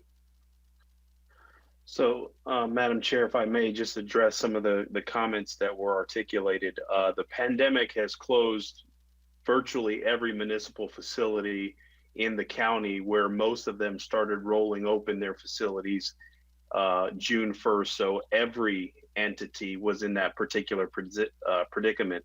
As it relates to the cost for COVID, when you look at the city of Riviera Beach's cost compared to other entities, our cost is still significantly lower than other entities. The other side of it is the city council dating back to 17 and even before then, has offered additional days off when it comes to the 4th of July holiday or other events that the costs have been incurred by the organization. And in some cases, there's no memorandum to even commemorate or to recognize what the fiscal impact. So the information that was provided in the agenda and the resolution outlined what the fiscal impact is going to be. The individuals that would work would be compensated how they would be compensated normally during a holiday at whatever their collective bargaining agreements call for. And the certain operations will still be in existence. We still are going to provide our food distribution. There's going to be individuals that are going to be working. So it's no different than any other holiday that we have offered for any of other employees. And I know dating back to 17, I think there was 2 days that we were able to bring to the council that the council authorized. And I believe the former city manager did the same as well. And there wasn't a documentation that we provided. So it wasn't something that was not well thought out or well put together. It provides the information. It's to commemorate Juneteenth. It is something that Councilperson Lanier has, expressed numerous times in multiple meetings. And so we brought this item to the board for consideration. If the board chooses not to authorize the resolution, then we'll be open on the 19th and take it from there. But it's a lot of other cities and a lot of other private sector entities are doing the same exact thing. Follow up. Yes. So, Mr. Evans, so that's exactly why I gave you that explanation that this is poorly written, because the resolution doesn't authorize us to take off the 19th. It designated it as a city holiday. Now, we know that there are certain federal and state holidays that we don't necessarily recognize, but just merely being a city holiday, I can assure you, we can go back down the list of every holiday that we are off. You're not going to find a resolution that commemorates us being off. But my simple question is this, Mr. Evans, and I would ask my members to afford me the opportunity to reserve the right to vote on just us allowing the individuals to take the day off. But I don't want by any means for anyone to take the impression that I don't support Juneteenth holiday. But Mr. Evans, certainly as well as your staff, I specifically had items scheduled for this Friday, and I don't want to, in my opinion, now have to reschedule that because we had someone to come up a week ago today to publish something on the agenda to say that now we're going to designate the 19th of June as a holiday. So I just really wish that this would have been very clearly stated inside the resolution. That way we could have said I strike line 22 and offered an amendment. But in light of that, I want to ask the members if they so choose to indulge me to offer an amendment regarding keeping City Hall facilities open on the 19th with all other provisions of that resolution remaining intact. I have a question, Mr. McCoy. I have meetings on the 19th as well, and I'm conducting them remotely. Do the people in your meetings on schedule for Juneteenth are people who would normally not come to work on a city holiday, and therefore you'd have to reschedule it? Well, mostly it was myself, the manager, the assistant, and the purchasing director. So I mean, I don't know, what they would normally do, but I would think they would indulge you and have a meeting with you on Friday, but I can't speak for them. Madam Chair? Yes. Yeah, Let's, Ms. Lanier, let's just finish this up for Mr. McCoy first. I want to ask Mr. Evans if your meetings, I mean, I know this is a bigger issue than your meeting. I understand that. But in the essence of time and moving this forward and knowing that you want to have this meeting, I'm going to ask Mr. Evans if he would mind. You all right, Ms. Miller-Anderson? If he would mind allowing you to have your meeting on Friday, or did you? That's fine. I just want to be a little considerate of everything that we've had planned. Now, had we had this discussion at the beginning of the fiscal year when we could have kind of budgeted and this would not have been, something that we decide on 2 days before, then, obviously I'm a little more amenable, but I think we all know that. I think we all know that, we don't have any office hours. I'm looking at my calendar right now. I have 4 meetings scheduled for Friday. So there's, like I said, we on the executive team, if the council wants to meet or wants to meet on a Saturday, Sunday, Monday, it doesn't matter. We're going to be available. We're going to make ourselves available. Thank you, Mr. Evans. Ms. Lanier, and then, I'm sorry, Mayor, I didn't see you you're over my peripheral vision, but first Ms. Lanier and then Mayor Felder. Yeah, Madam Chair, we have a motion and a second on the floor, and I'd like to call the question, please. Oh, okay. We have let me go ahead and stop you. Wait, no, Mr. McCoy, we need to have a second. If someone would second the call, Mr. McCoy, you're out of order. So Ms. Lanier made a request to call the question. We need a second on that request. Does somebody want to second her request to call the question? Disagree. Mr. Evans.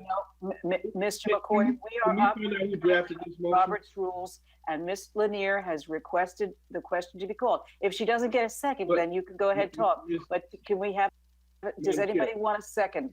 Madam Chair, I asked who drafted this resolution. Mr. McCoy, hold on 1 minute. Mr. McCoy, you're out of order. If no one wants to second, then you can speak. Does anybody want to second Ms. Lanier's request to call the question? And I also asked if I can reserve a right to offer a motion. So if you're telling me I can't offer a motion as a member of this body, no, you can't. Once someone asks to call the question, I already asked to reserve that opportunity because I wanted to ask questions. No Ms. other conversation can take place An until amendment that to the issue is open resolved. Now, let me tell you, no, 1 minute. Hold on a minute. No one seconded her request to No. call the question. So therefore, we are not going to call the question and you may proceed. But you have to do it that way. Go ahead. Okay, so let me ask this question. Who presented this resolution? Mr. Lawson, I think. Who I wrote the resolution. Okay, so was there not any, who was that? Mr. Evans. Me. So there was not any provision to explicitly state that this was gonna cause us to close City Hall or operations of the city? Or what For a city holiday, that's implied. Yeah. Okay, well, I'm sorry, I didn't understand that, Mr. Evans. And, you know, my concern still is the same, but, you know, I don't appreciate us being presented with something to now designate a holiday a week before we have to decide on it, especially it's the day that I have specific meetings coming up. So, you know, I wanted to offer the motion that we can at least, you know, designate it as a holiday, but I didn't think that City Hall should have been closed. Well, let's designate it as a holiday. And for those of us who have meetings on Friday, if the people who are in those meetings will accommodate us by continuing to meet on Friday, we can resolve this right now. And I think that I would have the acquiescence of the people that I'm meeting with, and I would suspect that it would be the same for you. So now, could we call the question, please? Madam Chair. Madam Chair. No, All right, Mr. Miss- McCart made a motion, made an Oh, I'm amendment. sorry. Poor Mayor Felder's been over there on my blind side. And I haven't had a chance to talk either. So okay. I think we've got to I'm really sorry. kind of Okay. watch out with the, All right, you know, Miss- cutting it off because we do need to Okay. afford everybody an opportunity to speak. Okay, Mayor Felder. Thank you, Madam Chair. I'm in support of celebrating June 10th, this holiday Friday. Just piggybacking a little bit on what Dr. Botel said. Her not knowing much about it. I think the time dictates what we do. Just like the pandemic dictated what we do, we're in a season and a time right now, it's going to dictate that day being important to America. No disrespect to Councilman McCord, because I had meetings set for Friday that I said, just take off meetings so I can really embrace this day or that day, really understanding what it's about. I hope we just don't take this one day, June 10th, June 10th, to highlight, as Dr. Botel was speaking, I hope we can even get behind the Black history studies that we've been trying to put in our school system for years. Because many of us, as well as she said, don't know our history. We're at a season now where time dictates, this change dictates what we do, and it's very important. Yes, it's going to cause some controversy, whether we protest.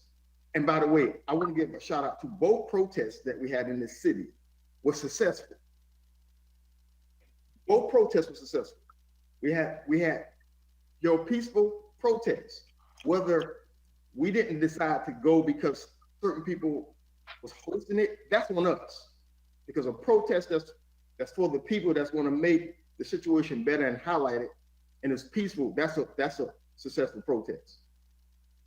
But we must do this because the time dictates it. All right? So we can't keep all this going back and forth. I understand everybody has to have the chance to talk. Let's make this thing simple, right? Time dictates this effort. Time dictates this day that Friday, we probably wouldn't even looked at it like we're looking at it now, but because of what we're going through in this time, in this day, it's dictating that, listen, we shut down and we really concentrate on what's going on in this country. All right? And so I support it 100%.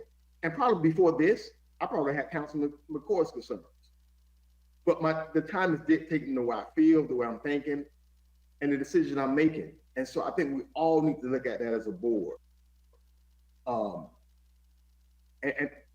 really be sensitive to what's going on in our country, what's going on in our city, and what's being highlighted. So I don't think we should spend a lot of time. I mean, man, put it on the table. Let's go. Let's vote for it. If you're going to do it or you're not. but the time is dictating. And whether it's a week or 2 days, it's the time that's doing it. And I respect what everybody is saying. Trust me, because we're almost in decision, we damn if we do, we damn if we don't. But my conscience and my convictions, hey, I can sleep with at night, knowing that I'm making the right decision to say, I support it. So whatever backlash comes, it comes. But I'm on the side of conviction saying this is the right thing to do. This is the time, and the time is dictated. Thank you. Thank you. Ms. Miller Anderson. I know that probably on last week, I believe I was tagged in social media posts regarding the city participating or honoring this particular day. And so I certainly support it. One of the things that I do want us to think about when we start our budget talks is to maybe look at other days that we could possibly be thinking about making a holiday or just honoring or doing something, because what I have been a part of the budgets, I'm sorry, not the budgets, but I have been around those times when Mr. Evans was speaking about where we may have on the fly decided to do, give an additional day for Thanksgiving or give an additional day for Christmas or another holiday. And it was something that kind of came like out of left field. And I know that we do want to be fiscally responsible and in providing deeper thought in doing things. And so I agree with the mayor and what he's saying is time dictating this to happen. But I don't want to make it a habit of just on the fly deciding to do these types of things, because the next thing you know, you're going to have other people saying, well, let's make this holiday. Let's look at this day being a holiday. And then next thing you know, we're out almost like the school, like people complain, we're out more than we're in. And so, I just want to make sure that we have these conversations and try to forecast as best as we can. And trying to make sure that we think about this stuff ahead of time. I know that we've been out for the city has been closed, and it probably won't make much of a difference because who's ever home already is already going to be home. So I think it's just kind of like just ceremonial to make it this way, and they would get paid more. But I was really looking forward to making this a bigger event for next year and really honoring this day for next year because of the fact that this was such a short period of time. I definitely think that it should be utilized and recognized more of a celebration versus just, taking another day off or just, having a cookout, which we can't really do anyway, but, really putting some thought behind it and making it a day of celebration and educating the community and celebrating those who are in our city who have contributed a lot to our culture. So I support it. I certainly understand Mr. McCoy's concern in terms of, the amount of money and just, closing City Hall a couple days in advance. But I definitely want to have a deeper conversation when we have our budgeting so that we're not just doing things on the fly like this. Thank you. Madam Chair? Thank you. Yes, Ms. Lanier. I'd like to just read something right quick. People misunderstand what Juneteenth means. The Emancipation Proclamation did not free the slaves. It made legal for this disenfranchised, enslaved population to free themselves while maintaining the supremacy of the Constitution and preserving the Union. They became heroes of the Republic. It is as Lincoln said, without the military help of the Black freedman, the war against the South could not have been won.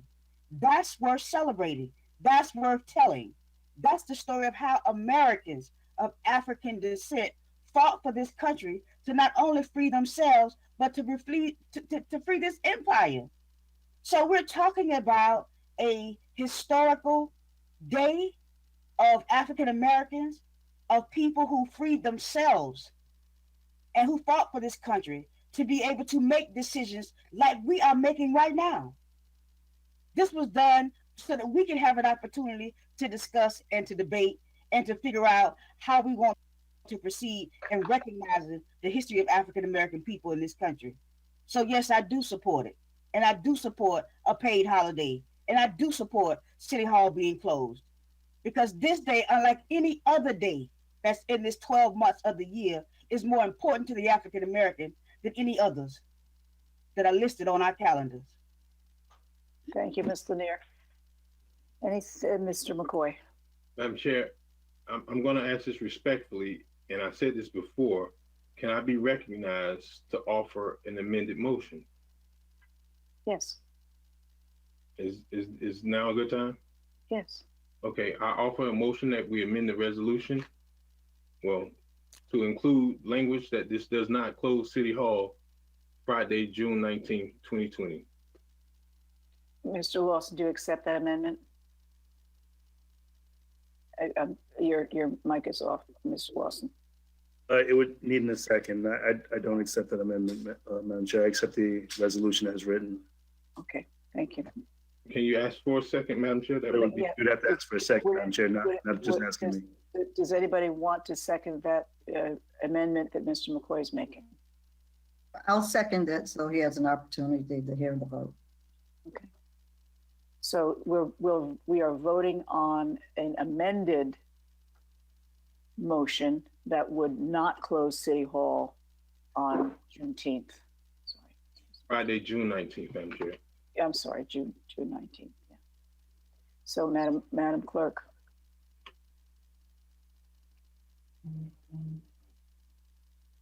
Madam Chair, before calling the vote, I understood Mr. McCoy's amendment to say that I'll not be closed June 2020 is what I heard him state, not for the this resolution period. Am I correct? I believe you're correct, Mr. McCoy. Is she correct? The only provision. Yeah. Yes. Okay. Councilperson McCoy? Yes. Councilperson Miller Anderson? No. Councilperson Lanier? No. Pro Tem Lawson? No. Chair Botel? No. That motion fails with Councilpersons Miller Anderson, Lanier, Lawson, and Simpson. Madam Chair, if I could make a comment. Yes. The reason, Councilman McCoy, that I voted for no is because our focus as of July 4th last year, celebrating the independence, 4th of July, we did the exact same closure of City Hall the week of. And for us to put in this holiday and to pass this resolution and to not close City Hall would be a detriment and disrespectful to what I would want to put in place and what I envision. And I understand that we have a difference of opinion in the fiduciary responsibility that we have immediately. But right now, this is a little bit larger than just currently here and now. This is a bigger focus that we have to move forward with. So I agree with you and Councilwoman Miller Anderson in regards to us monitoring and being mindful of the decisions that we're making when it comes to the responsibility we have to the taxpayers' dollars, and not just closing dates and not just making up dates, but being that we did the exact same motion unanimously the week of, that was presented the week of 4th of July, and there was not this much of a discussion. I would prefer that we didn't have this much discussion to move forward with this Juneteenth holiday that is so important to our community. Any other comments? I want to just follow up for myself by saying that it's one thing to recognize this holiday, and I think it's very important that we do. But in addition, I think as a council, it's incumbent upon us to lobby the school district to really commit to the African and African American Initiative curriculum that has not really been focused on the way I think it was intended to have been focused on. So I would like to see us, and I won't make a motion to that effect, but I think we could all agree that that's something that we probably should do. If there's nothing else, I think we can call the Madam question. Chair. Oh, I'm sorry. I just want to comment on that part that you just made. The Palm Beach County Caucus of Black elected officials, that is probably something that they would be looking at as well. So I'm sure that's coming down the pipe. So great. I had a meeting with somebody about that this week, and well, great. Okay, I think we can call a question if there's nothing else, Madam Clerk. Councilperson McCoy? Yes. Councilperson Miller Anderson, Yes. Councilperson Lanier, Yes. Pro Tem Lawson, Yes. Chair Botel, Yes. unanimous vote. Okay, down to the wire. Oops. The last item on our agenda is COVID-19 economic recovery initiatives. Mr. Evans, is this Mr. McCoy's agenda item? Madam Chair, I'm sorry, yes. we do not have any public comments on this item. The acceptance of public comment is now closed. Thank you and thank God. Madam Chair and members of the City Council, this item before you is the COVID-19 Economic Recovery Initiative.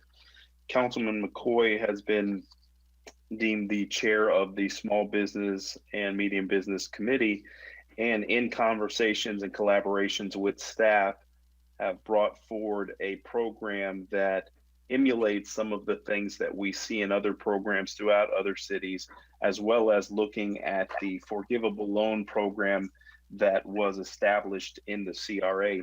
We know that there has been monies allocated through CARES funds that the county is working on, but we wanted to look at what we can do to help facilitate the distribution of funds for those businesses that were impacted associated with COVID-19. So when we originally established the monies that would be allocated to all the committees, the monies that was set aside for this economic initiative was $25,000.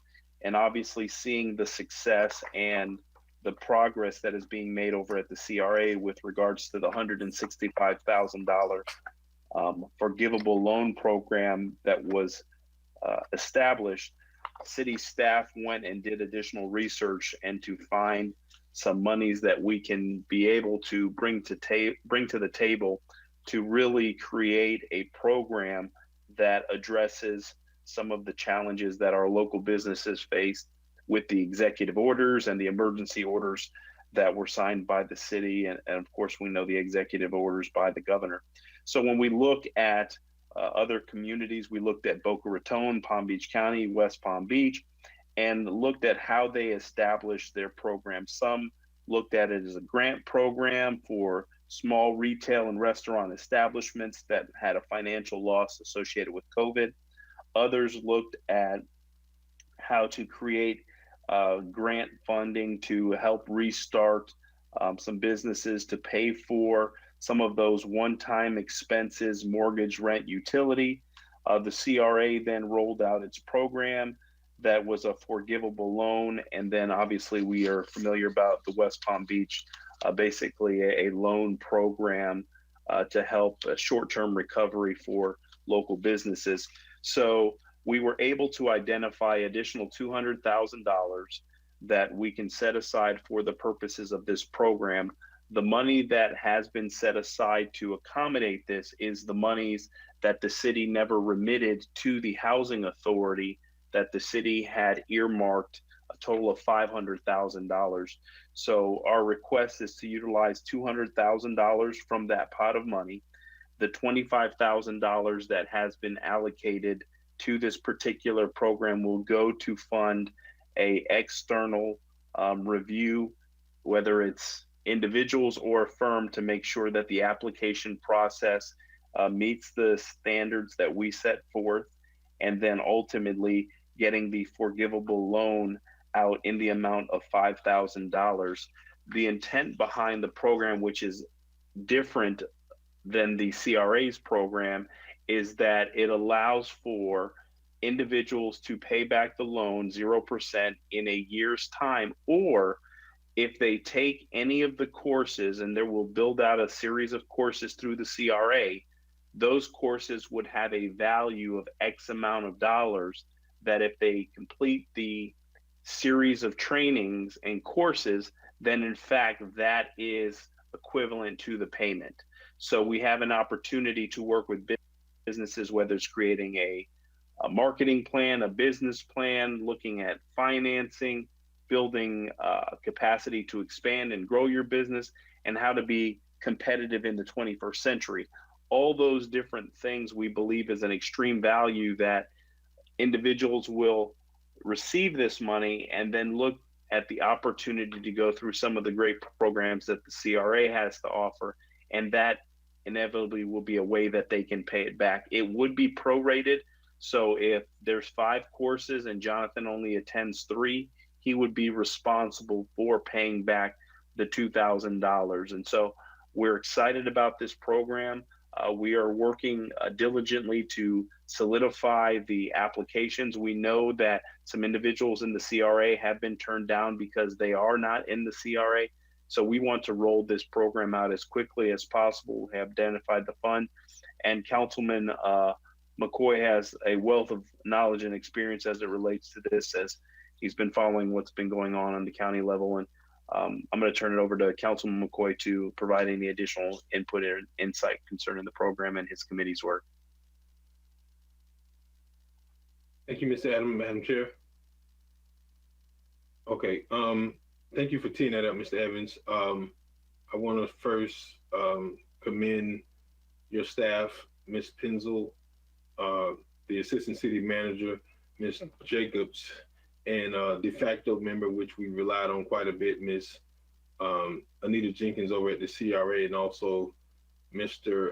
Andre Lewis, who's been certainly helpful, a part of us putting this initiative together. Members, as you know, we have been allotted $25,000 for our economic recovery initiative, and it was really hard to do anything, get anything off of the ground with $25,000 with so many businesses throughout our community. And I really relied on city administration to see what was available that we could go into to kind of reallocate some things to be able to support our businesses.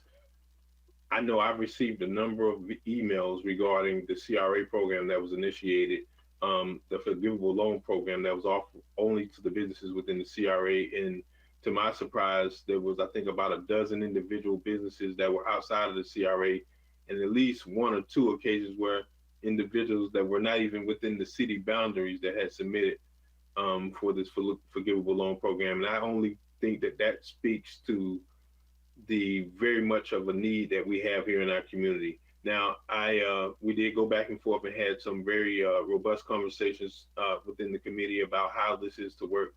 Obviously there is a program that's currently existing, and through the generous efforts of you guys as a CRA commission, we were able to make that work and, support a lot of small businesses over on the CRA side. And I wanted to bring something similar over to the city side for those businesses that were not in that district that needed that assistance. So here we are. I did provide as information in those backup documents some of the other initiatives. And I think what's important is that we begin to have this conversation across the city. Now, obviously, there are going to be some people inevitably that we can't help and support. But I did want to make the effort that we do make a concerted effort with trying to reach out with some level of support. And we came up with a plan, and we're looking to implement this as soon as possible. And I know the manager, I don't know if he's spoken to specifically, but we're looking to implement this very soon, and also bring in some individuals from outside using the monies that I've been allotted under the Small and Medium Business Committee to facilitate and manage the acceptance and eligibility process of this, and going forward. So members, I'm open for questions, and I would love to have any feedback or recommendations that this board offers as the administration of a similar program that we have already initiated on the CRA side. Ms. Lanier, and then Mr. Lawson. Looking at the backup for this program, I really like it. I like the fact that the city is going to provide training for the businesses. The only thing that I don't like about this is that if you're going to set aside $25,000 for a reviewer or reviewers to look at these applications, when the CRA and other municipalities have done it with staff or with volunteers, to be able to receive the funding, $25,000 is basically 5 businesses getting funding. So for such a simple process of looking at these applications, seeing there's a checklist in terms of what they have, BTRs, the things that they don't have. You ask for them. Same thing that the CRA does, same thing that other municipalities have done. But to set aside $25,000 just to have someone to come in to look at those applications, I think is a waste of money and should be given to the businesses. Mr. McCoy. Thank you, Madam Chair. Councilwoman Lanier, I apologize if that is not clear, but the $25,000 does not equate to $5,000 per application. That actually includes a number of different things. And this is what I've been, having this discussion with the manager and also the members of the Small and Medium Business Committee. The $25,000 is for an application reviewer, whether that be an individual or a firm, and that money does not go in total to that application reviewer. City administration, we're working on the schematics of exactly what that looks like, depending on the number of applications that's received. Also, there is a component of this that's going to provide for technical assistance, meaning that we're going to set aside a space either at the Marina Event Center or at the Ambassador Center with a computer, with internet technology, with all of these different components and apparatuses for individuals to be able to come in and get technical assistance. But by no means are we paying someone $5,000 to review an application. It doesn't work. I'm sorry, Mr. McCoy, I didn't mean to interrupt you. I wasn't saying that you were going to pay someone $5,000. I said that there was $25,000 that you set aside for reviewers. And I'm saying that that money is best spent with giving it to the businesses who need it, not for someone who you're going to pay to look at an application. If you are going to provide additional support for these businesses, the city, you're going to put a terminal or a computer somewhere, that's good and fine. But having money to be given to a reviewer, I feel should be going to a business instead of somebody to look at an application to be able to say yay or nay. Okay. Those things can be done by staff. Those things can be done by volunteers. But to put aside $25,000 for reviewing, I think it would be best spent with giving it to the business. Thank you, Councilwoman Lanier. Madam Chair, if I can respond. Please do.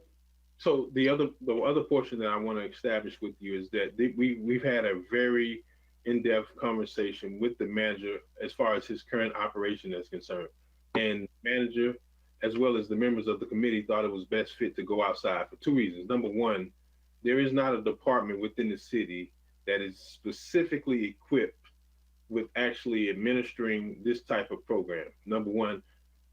Secondly, there is a department that I would probably consider that's closely related to, and that would be the purchasing department. And because of staffing concerns, this was not a commitment that we wanted to put with the purchasing department, being that they were already understaffed. Thirdly, because there is so much contention around who gets this money, we did not want anybody that was within the authority of the city manager or perhaps even the city council indirectly to have any kind of input on who decides who gets this. We wanted to set the parameters and have this person not only monitor the front end of receiving the eligibility of the applications, but also there's another component of it that involves the training and the forgivable loan part. So this is not just about, and the $25,000 is not specifically a contract given to an outside reviewer. This is only the amount that we set forth in going forward. While I certainly understand your concerns, we didn't have the $200,000 to begin with. There were some things that were made as a sacrifice. Now, what I am indicating to you that there are a lot of more components, there's a lot of components related to the $25,000.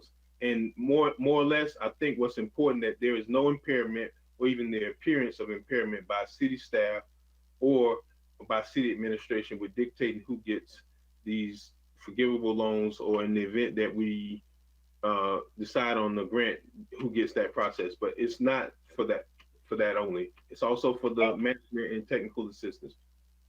And we're talking, I'm sorry, Mr. Lawson, I just want to say that we're not giving people, $50,000 and $100,000. We're talking about $5,000. And we're talking about very little TA to be done for $5,000. And if you're going to set aside funding for reviewers to be able to review these applications when it could very well be done by volunteers or with the staff member the way it has been done across municipalities, then I can't see how we can set aside that type of money, which can go to a business, can actually go to 5 businesses, additional businesses, because we're talking about $5,000. We're not talking about, $50 or $100,000, where you have to really just, 5,000. Of course, you have to track that. Of course, you have to make sure that it's being spent properly. It's a matter of you qualify for the program or you don't. It's just that simple. And we're talking about this. We're talking about $5,000, but I just cannot see $25,000 being set aside for a reviewer when that money can go to a business. And that's just my position on that. And I understand what you're saying, but there's not a whole lot of TA involved with $5,000 and that $25,000 and 5 businesses. Thank you, Ms. Lanier. Mr. Lawson, and then Ms. Miller Anderson. Your microphone, Mr. Lawson. Thank you. Thank you, Madam Chair. Councilman McCoy, excellent program. I love what you've rolled out. I just have a question. How are you going to handle the businesses that have already received grants? In what respect? Grants from? PPP loans, SBA, or the CARES grant. Is that going to be restrictive for them being able to receive these $5,000, or is that going to be something? Is that going to diminish their points they receive? What is going to be your steps will you take for the ones that have already received funding? So thank you, Councilman Lawson. So initially what our conversation was about was we were going to establish as a forgivable loan program. And what I did not want to do was create a program that was completely different than what was on the CRA side, because then that would then start a whole meeting in itself of people busting in the city hall saying that, well, the city got a grant and then the CRA folks got a loan. So we wanted to create a program that very closely resembles this. So we did not make any considerations of whether or not they received PPP or any of those other things. One of the important things, and I told the managers that I didn't want the burden on city staff, was there are 2 things, and I've noticed this quite honestly. I don't want it to turn into the city becoming a financial institution where we go through a whole litany of underwriting. I think what's important is that businesses have suffered here in our city. They pay their monthly utilities, they come in and pay an annual certificate of use, they come in and pay a BTR. They're invested into this city. And what I would like to see is that if they have those very minimum, and in some cases they may not have a utility bill, but if they come into the city, irrespective of if they got a PPP, payroll protection program loan, that us as a city was going to be able to offer them a forgivable loan. And on the back end, there are some alternatives to have that loan forgiven. But certainly those were not a disqualifying criteria, or even a criteria for that matter, that we were going to impact the amount of money that we were going to give them as a forgivable loan from the city. Okay. Again, excellent program. Thank you, Councilman McCoy. Thank you, Mr. Lawson. I have a follow-up to Mr. Lawson's question. Would the CRA, people who have received the similar CRA loan not be eligible? Of course not. Okay. I just want to be clear because people will ask that. Because I want to say that we have unlimited monies, I just think it's completely unfair because inevitably $165,000 on the CRA side and $200,000 on the city side can't possibly help every single business in our city. Okay. So thank you. Go ahead. Ms. Miller Anderson. Then go ahead. So, Mr. McCoy, I stepped away for a second, but did we clear up the part? So the amount of money for the person who will be reviewing it, you're just setting the $25,000 aside, not necessarily saying that we're going to spend that amount of money. That's correct. Do we know how much it would? Ballpark figure of what we're talking about for that? Well, here's one of the things, and I think I was kind of deferring to the manager on some of this, but here's one of the things. We have to first kind of decide on how many applications that we're going to accept. And we don't even know that until we begin accepting applications. We got to know the amount of technical assistance. How much time are we going to set aside for us to have space and have someone there to attend to, making sure that there's technical assistance, that part of it. This is a loan. Now, the very important thing that we came up in our meeting is there is nobody within the city of Riviera Beach that has the ability, because They already have their regular job duties that's going to be able to monitor outstanding loans within the year. So obviously, if a person pays off in 6 months on a forgivable loan, then fine. But if we get to 11 and a half months and we still got 40 loans out or 35 loans outstanding, I don't want that now to become a full-time commitment of the finance department or the purchasing department. Somebody has to be able to facilitate this. And I can tell you right now, from speaking to administration and also Ms. Penzel, who's in the purchasing director in purchasing department, while I believe they certainly have capable staff, this is something that's typically outside their regular scope because there's procurement items, as we know, that goes out every single day. And the major thing that I wanted to make sure that we did was completely remove ourselves from any kind of day-to-day operations of administering this and make this completely independent, similar to the model that Palm Beach County has created with those that review it from the county. And now it seems that Mr. Evans has some response. So I want to defer to him. Madam Chair, members of the board, certainly, the things that Councilman spoke about, it hit the nail on the head. When we look at the administrative elements associated with this grant program, and any grant that you would ever receive, 10% of that grant can be utilized for administrative cost for the support of the grant. And so our concern is that this is something that is absorbed by the agency, then and we are the ones that are checking the boxes as it relates to the application. We do not want anyone to imply or to come to a conclusion that it was because this person knew this person and this person knew that. So we wanted a completely unbiased third-party entity to go through and look at the applications and check the box and then provide us the complete application, and then we take it and we remit payment, and then there's tracking. Because when we're talking about expending public monies to private sector entities, the tracking of that has to be flawless because it will be audited by the OIG, it will be audited by your auditors. So we want to make sure that our process is above board and not have a situation where if we internalize it, then we get 42 findings from the Office of the Inspector General because we've never administered a program like that. And so we're looking at, what the county is doing. Obviously, they're administering $60 million. So there is some things that we can learn from that and other communities. We're even looking at what the model is in Palm Beach Gardens to make sure we do it appropriately as well. So the intent behind that is not saying that we're going to spend the $25,000, but just to set it aside to be able to augment the staff support, because there's going to be some staff interaction, but we do think that it's just safer, cleaner, and will provide us a better end product in the long run. Okay, I wasn't finished, Madam Chair. Go ahead.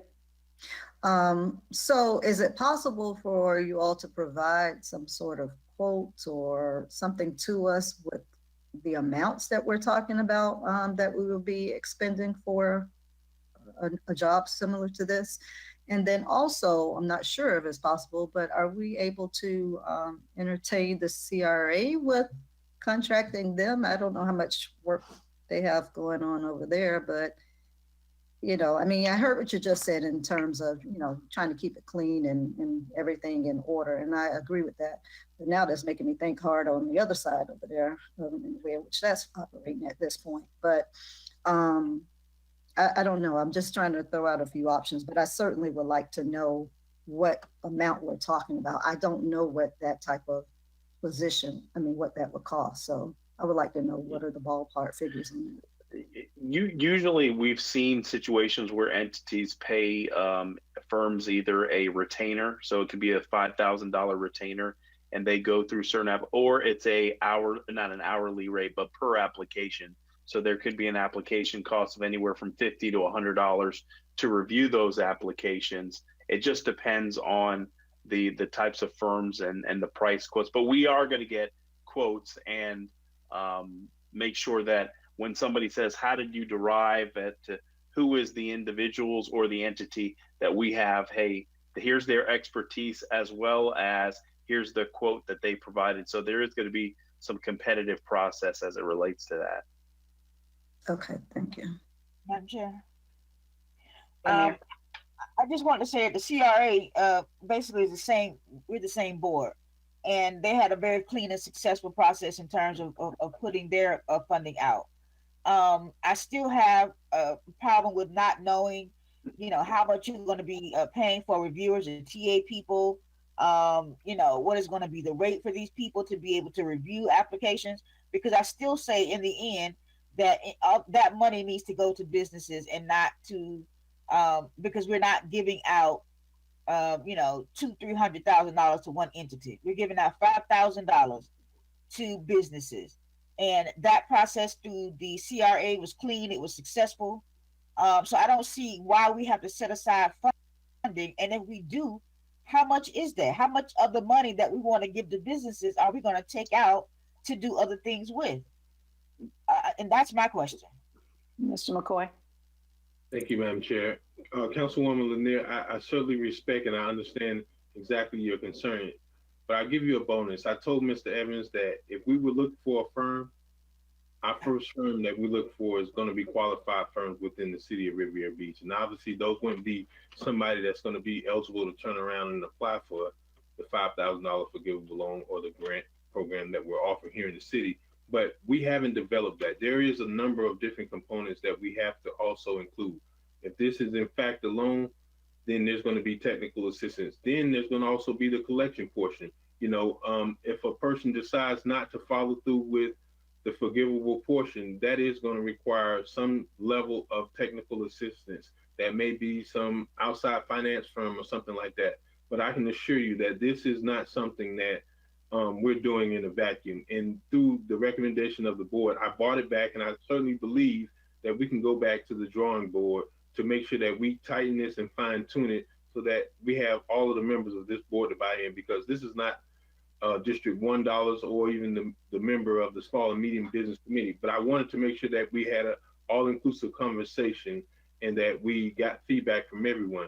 But I think more importantly, we wanted to, first of all, not include, me personally, not include the CRA, because then they've already had a dozen applications that's going to automatically be forwarded over to us because those individuals weren't eligible. And then we're going to reach out to them and say, hey, this is an opportunity that the city offers a similar program. There are some eligibility requirements, but certainly I wanted to get the feedback from the members of the board as to what your concerns were. And we can certainly work on that, when we meet again next week regarding this issue, and then, come up with the final plan. But this is the conceptual idea of what we want to move forward with. But certainly I can assure you that $25,000 is not going to go in a long way when it comes to administering a $200,000 forgivable loan or grant program. And we actually have to make sure that all of those documents are in compliance. And quite honestly, I really polled and I thought the same thing that you said, that there has to be some department within the city that can do this already. But I can assure you from speaking to a number of different city staff and also the manager, this is something that they don't traditionally do and is best suited outside of the agency, like many other professions. So we will bring back those numbers. Thank you. Madam Chair, Ms. Lanier. Madam Chair, I don't, Mr. McCoy, I disagree with you on the point that we need to come back. I think we need to settle this tonight. I mean, the businesses need money. I mean, we do know that much. Businesses need money. We need to move forward, but I'm still having this concern about the $25,000 set aside for either reviewers. So we need to figure out how we can, do we know about the rates? Do we know how much it's going to be? Because I do want to get this settled tonight because these businesses do need this money. Who do you imagine that's going to be able to accept, review, and recommend these individuals to be granted this forgivable loan from the city of Riviera Beach? You should be telling me that. Well, that's exactly, so Councilwoman Lanier, that's exactly what we've hashed out in our committee. The manager can't commit any of his staff or his departments because, for instance, there are a number of departments that are not working at a full complement. And my first idea was exactly where you're coming from. That's exactly what purchasing do. They receive a number of proposals. They receive a number of RFQs. So this is something that they should do. but in speaking to Ms. Penzel and then to the manager and understanding what their complement and what their day looks like, I don't want to put this on them because this is not something that they typically do. And the manager can speak to his operations, but we really brainstorm on this, and I don't believe that there is a department that is best suited for this. Now, if you are so insistent, then I would really defer that to the manager. But I really had that same approach that you're asking for now, Ms. Lanier. And one of the things I do want to provide clarity is that the $200,000 is separate and apart from the $25,000. The $25,000 is the money that is set aside, and obviously we're going to manage that appropriately. But making sure, I think we want to make sure that this process is not a process. These processes will be audited by the Office of the Inspector General. So we want to make sure that it is airtight with regards to how we administer it. So, the authorization that we're requesting from the board is to proceed forward with the allotment of the $200,000. The $25,000, we can look at what the cost is, what the rate is. We're going to have to go out to firms to be able to see what is going to be the cost for them to review it, because we may come back and for the number of applications, they may say it may be $7,500 or $10,000. But we won't know until we go out to the market and explain to them what in fact the program is. In addition to, if they are the firm that's selected to review it, they are not eligible to receive the grant funding themselves. So that, there's other things that we have to stipulate in the agreement with whomever it is. And then we want to make sure that it complies with our grant processes, that when our internal auditor takes a look at it, as well as our external auditors, that we're in compliance. My concern is if we give it over to staff and a procurement staff that is not at full complement, I think they're only at 50%, that there's also the challenge of the integrity of the process with them doing procurement of services and business and working with the local businesses. And now they're the ones selecting who gets the grant. There's too many opportunities for perceived commingling and those. And so in the abundance of caution, we want to separate that. So, there was a lot of thought that was given to it. And that's why we looked at the county's program to ensure that if the county's doing it with federal monies, with all the stipulations tied to it, we thought that was the most appropriate approach. And Madam Chair, and Mr. Evans, that seems reasonable, but the county has $60 million. We're not talking about $60 million here. We're talking about $5,000 per business, and I don't see where the $25,000 it should be going to the businesses and not to the city can get volunteers to look at the application. I mean, we have to be reasonable here. Okay. Any money that's on the table needs to go, solely to the businesses. As I said before, with that $25,000 set aside, that could be 5 businesses who gets funding, additional businesses who get funding. So, I mean, the thing about it here is that we have to be clear about what it is that we're trying to accomplish here. I know that we want a clean and fair process. Of course we do. But we also want to provide businesses with as much opportunity and as many businesses as possible. Ms. Lanier, would you be more comfortable if we posited this in a different way by saying that we would expect that the city manager would maximize the grants to businesses and use as little of that $25,000 as possible for grant administration? And that way he can go forward, get through this for tonight's purposes, and go forward and continue to work with Mr. McCoy on this excellent program that we all would like to see happen as quickly as possible, and know that he will attempt as much as possible to minimize that expenditure of the $25,000 on the review process. And I understand that small businesses who do due diligence and underwriting can also help in terms of reviewing these applications, because at the end of the day, let's make our agreement contingent on his seeking out potential volunteers. But if none can be found, then he would be free to use at least a portion of that $25,000. Well, let me go ahead. McCoy, and Mr. Miller Anderson's been waiting up there, Mr. McCoy. Well, I did hear Mr. McCoy and Mr. Evans said that they would be coming back with that information. So if I understand correctly, you're not going to just go and spend the money with someone. You're going to come back to us with those amounts that you come up with, and then we can decide then, or is that not what you were thinking? Can I respond? So, thank you. I want to respond to both Councilwoman Miller Anderson and also Councilwoman Lanier. Originally, it was not my intention to bring something back, but if there is a desire from this body, because this is something that can be done within the manager's authority. Now, I do want the members to authorize the $200,000 for the program, but I wanted the manager, because the $25,000 is within his authority, to be able to do that. However, we definitely, since there is some concerns, I think we can certainly bring it back. But, when we bring something back, unless we're going to put it on next week's agenda, now we still have those same small businesses waiting on dollars. Now, the other thing that I want to point out to you is that the reason why we want to go out for application reviewer, similar to the county and some of the other agencies that use outside individuals, is there is a level of professional competence that a person should have. And they also carry along with that liability and also general liability insurance and professional E&O insurance. And that's not a responsibility that I thought we should now bog down the current existing departments with. And we're only modeling this after the same fashion that I've seen at the county level. Now, it's certainly the desire of this board to authorize the $200,000 program.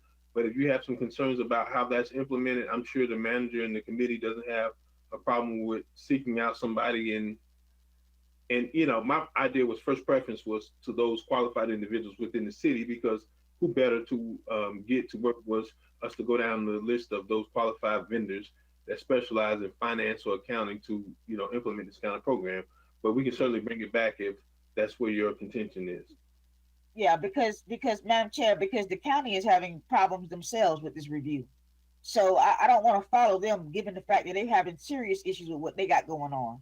So I really want to be clear about the majority of money that we have. 25,000 is 12.5% of 200,000, which means that this money needs to go to businesses. And how we need to figure that out. And to your point, Mr. McCoy, we got to get it done tonight. We just got to figure out a way to get this done tonight. So let's authorize the expenditure of $200,000 and then allow the manager to work with the committee on the rest. Ms. Miller Anderson. I was saying, if that's the case, then can we just go ahead and call the question then? Well, that's what I'm trying to say. Twofold, members. Obviously, $200,000 is an expenditure that the manager was able to locate dollars. So I think that should be an item, and I would, even in the spirit of transparency, as much as I want to see this go forward, I would, certainly defer for one of the other members to make a motion, but that should be the first motion, to set aside the $200,000. But then also, if you look at the $25,000, I really don't think that the county has programs. I'm actually a contract application reviewer from the county, and there aren't any programs. The problem with the county's programs is that they had way too many applicants, and they just want to make sure that they can actually administer that much money before they commit to accepting any more applications. But the process is going seamlessly in the county, so there aren't any problems. I can assure you of that. Well, I've heard different, but anyway, let us put forth a motion to at least approve this $200,000 for this program. Let's at least do that. Okay. Yes. Will someone second that motion, please? Second. Thank you. Any discussion on that motion? Madam Chair, Madam Clerk. Councilperson McCoy. Yes. Councilperson Miller Anderson. Councilperson. Yes. I'm sorry, no. I'm sorry, no. I didn't even hear the question, so I'm going to take that back. We're just voting on expending the $200,000, on allowing them to expend the $200,000. Yes. Councilperson Lanier. Yes. Pro Tem Lawson. Yes. Chair Botel. Yes. Unanimous vote. Okay. Any discussion by city manager? So, Madam Chair, if I'm clear, Mr. Evans, is this something that you can work with Councilwoman Lanier on figuring this out, since this would be within your normal discretion as far as the administration and making sure that she's satisfied with the method that you come up with? And I want to make sure that I'm completely apart from that, because this would be more or less conducting city business, right, Ms. Nguyen? Yeah. Right. Is that fair, member? Yes. Thank you. All right, Mr. McCoy, I think this is a great program. I hope you're not discouraged by this conversation. Excellent. I think it's only trying to get Go to ahead and try. Let me tell you why. Because I know I got a business in the city, and I would have loved to take an opportunity of this, but I can tell you, I appreciate having the opportunity to serve, and it means so much to me to see that we can do this for businesses. Because I tell you, I know. Let me tell you, after our CRA meeting, I had the one licensed massage therapist to beat me up about that she was an absolute legitimate business and had every certification, and I couldn't do nothing but bring it back. But I know that there are truly businesses in the city that really needs this. And obviously, I hope that you guys are getting the emails that I'm getting, but certainly we've seen a number of those come through by email. So, oh no, I'm not discouraged at all. I'm happy that we as a body can serve our community in this. Yes. You know what? I'm looking for a little bit of those businesses to serve our city as well and be a part of not just the opportunity when we also, hand out opportunity for grant opportunity or for give a loan, but to be a part of some of the other things that we do as far as community engagement. But that's going to be another initiative down the line. Thank you, members. That's all I have. Thank you. Mr. Evans, a discussion by city manager? No? Nope, don't have anything, Madam Chair. Discussion by city attorney? Nothing, thank you. City council committee reports? Well, I have about a half-hour report I'd like to do on the minute. There is one question, just one question. One question that came out of the Palm Beach County League of Cities Board of Directors meeting today that they asked me specifically to ask, and that is, the county is deciding, I guess, whether or not to require masks in all of the government buildings. Do we want to, and not for tonight's discussion, just putting it out there so you can think about it, do we want to require masks in government buildings only or in all buildings? So be thinking about that. Isn't it something our manager can determine on its own that doesn't require legislative action? We don't need to think about it tonight. They asked me to bring it up, so I brought it up. Go for it, Mr. Evans. No, not tonight. Yeah, he says, wear masks everywhere. Okay, any statements by the mayor and city council, starting with the mayor? Yes, I'll be brief. Just want to give Mr. Evans, thank Mr. Evans and his staff for helping me to create the Riviera Beach Community Collaboration Council. We'll be bringing that back to you guys just to let you know when we'll have a start date. Also, he's working with Mr. Evans and Mr. Bailey on arts in the streets. We got approved by the county to do some artwork on Barack Obama, and Mr. Evans has some more ideas that we can just do around the city in reference to some Black history stuff. So we're going to be working on that. And Mr. Evans, I want to ask you, has it ever come up in our city why we don't have a Chamber of Commerce? Mr. Evans, you're. Sorry, it hasn't come up, or no one has expressed the desire to proceed forward with entertaining that. Okay, can I give you some direction to look into that to see how we can get our own Chamber of Commerce started in Riviera Beach? Absolutely.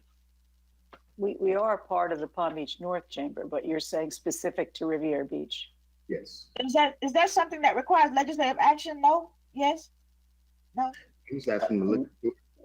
What I would do is I would bring back some research for the board to look at, and as part of a workshop discussion, we can have that conversation. Is that it, Mayor? That's it for me. Thank you. Thank you. Ms. Miller Anderson. The only comment I wanted to make is just to kind of put it out there, since we have these additional funds for Mr. McCoy's initiative. just know that with the conversation that I had, I think Chief Osgood is still on, but the Citizen Oversight Committee will probably cost more than my $25,000 that I have for that committee. So, Mr. Evans, I don't know if you have any inkling as to what they cost or what, because there's a lot involved with that. And so there are costs associated with that. And just from my preliminary discussions, it definitely exceeds the 25,000. So that's something that, I may have to come back to you all for, and it's good to know that those funds may be available to assist with that.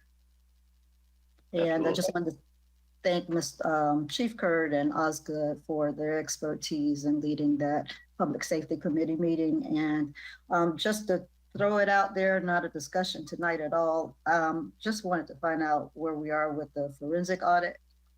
If we're still doing it, we've talked about it. So if maybe we could get a memo or something sent out to everyone, giving an update on that. Thank you all. It's been so nice. Just imagine if we had an additional 3 hours of comments. Yeah. It's 11:30 tonight, guys. Thank you. Thank you, Ms. Lanier. Briefly, I just wanted to thank Pro Tem Lawson again for bringing the issue of Juneteenth to this board. I understand people have issues in terms of financial, of fiduciary concerns about this particular event, but it would behoove us to understand the serious and real meaning of Juneteenth, especially being a predominantly African-American board, being a predominantly African-American city, that this is something that we don't want to just make it a holiday or a paid holiday just to have off. We do also want to be able to educate the public and educate this city about what this holiday actually and truly means. And other than that, the Health and Human Services Committee that I chair has met, and we're about to release some flyers and mailers that are going to go out to residents in the city, informing them of everything from where to get tested to where to get food to how to get rental assistance, and all of those other issues that are facing people in terms of social ills, so to speak. So I'm looking forward to working with this committee, but also looking forward to making sure that every year on June 19th that we recognize this very important holiday. Thank you. Thank you. Mr. Lawson.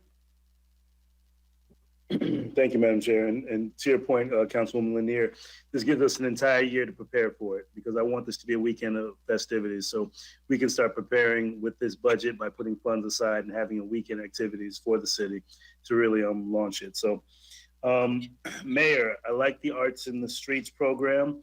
I'm hoping that we can utilize that to kickstart our Arts in Public Places program. So if we can kind of connect to kind of get that moving with our city manager and Ms. Jacobs to really kind of kickstart the Arts in Public Places program, that'd be a good program, and I'd love to kind of work with you on that. Myself and Council and Chairwoman Botel, we actually were able to go down to Lake Worth today and to discuss the census. Guys, we're in a competition right now, and we want to let you guys know, colleagues, that 11 different municipalities are going to be competing to have the most increase of their numbers for the census. So they want to have the highest turnout over the next 4 months. So right now we have to actually compete against 11 municipalities. Now, if we do lose, myself and Councilwoman Botel have to go to the winning city with their paraphernalia on and represent their city and congratulate them and hand the trophy. So we're going to need to work with staff to really make sure that we can get the census numbers up as quickly as possible for the next 4 months. The June 25th, we actually restarted and relaunched our mental health in the minority community. We're working with our youth, kids ages of 12 to 18. I've partnered with Ms. Valerie Grimsley, YEP, and Ms. Issa Allen over at Mind Over You. And we're doing virtual group sessions for all kids. But I need all residents that are watching, please contact your kids between the ages of 12 to 18. The effects that they've had over the last couple months based on COVID are tremendous. They've lost their graduations. They've lost their grad bashes. They've lost some of their proms. They've lost a lot of different activities, and we don't know the effects it's having on these kids. And then also to go into the summer months without having the opportunity to have some of the summer camps that they're used to, and spending time with their friends. So we're actually going to be doing a virtual class. It's going to be 10:30 to 12 noon. It's a free virtual mental health program for kids between the ages of 12 and 18. And all they have to do is call to register at 561-840-0135. It's going to be a great program, and it's going to be every Thursday. So please, residents, I need you guys to exit because these kids aren't going to do it. We can barely get them to participate in school on virtually. So we definitely need you to guys get them registered. Last but not least, I want to give a amazing happy birthday to my princess, who will be turning 10 on June 21st, Madison Jade Lawson. So happy birthday to my little girl. Thank you, colleagues. Great meeting tonight. It was a little longer than we expected, but we still got a lot of business done. So thank you. Thank you, Mr. Wilson. Mr. McCoy. Thank you. I'm only going to take 40 minutes on this, so I might as well go ahead and get started. Mr. Evans, thank you. Mr. Evans kind of, I think, inherently chairs everybody's committee because we can't do anything without having the valuable input of our city manager. And I tell you, probably be surprised at how many times I call him throughout the day. And if I call him, that means it's something urgent. And if it's routine, then I will send an email. So I thank you for keeping us posted. And I'm almost afraid, and I told him this yesterday, I'm afraid when he calls me because then it's something I don't want to hear. But thank you for all you do and the support that you've given to my efforts in the Small and Medium Business Committee. And again, I got to commend my co-members, Ms. Deirdre Jacobs, Assistant City Manager, and Ms. Penzel, who's the Director of Purchasing, and also our de facto member, Ms. Anita Jenkins, who gives us so much insight. I want to share a few things with you, members. First, I really can only be what I've known to be, and I'm an accountant by trade, and my first job was in an organization where everything was wrong, and I had to figure out how to squeeze the eagle off of the quarter before we gave it up. So if by some reason or some matter that you may believe I don't support it, I can tell you that's so far from the truth. But I want to make sure that we're resilient. As you know, we have one of the highest millage rates in the county, and too often I hear people talking about taxpayer dollars. So you can be assured that if there's anything relative or relating to us being good stewards, I'm going to read it and I'm going to want to ask those questions, especially today when I seen that we're going to have to possibly have a scenario of having an increase of 34% in 1 year of utility district rate water increases. And that's something I certainly don't support. And I want to make sure that members, we count everything as us making policy. And I appreciate that when we leave here, we always have a cordial relationship and we never take anything personal. So I really want to debate and have vigorous discussion on policy items and never give the impression that it goes beyond here, because I really enjoy the dialogue that we have. And that's our fiduciary responsibility to be policymakers. And our one obligation under the Constitution is to pass a balanced budget. So those are where a lot of my sentiments come from. Mr. Manager, I need your help. I am really asking if we could support our young people over at the Youth Empowerment Center. COVID-19 and numbers provided that we actually allow our young people who were originally scheduled to go on the college tour to experience the March on Washington that has been scheduled for August 28th, 2020. And this is really going to be a moment commemorating the 57th anniversary of the March on Washington, and most recognizable, the I Have a Dream speech.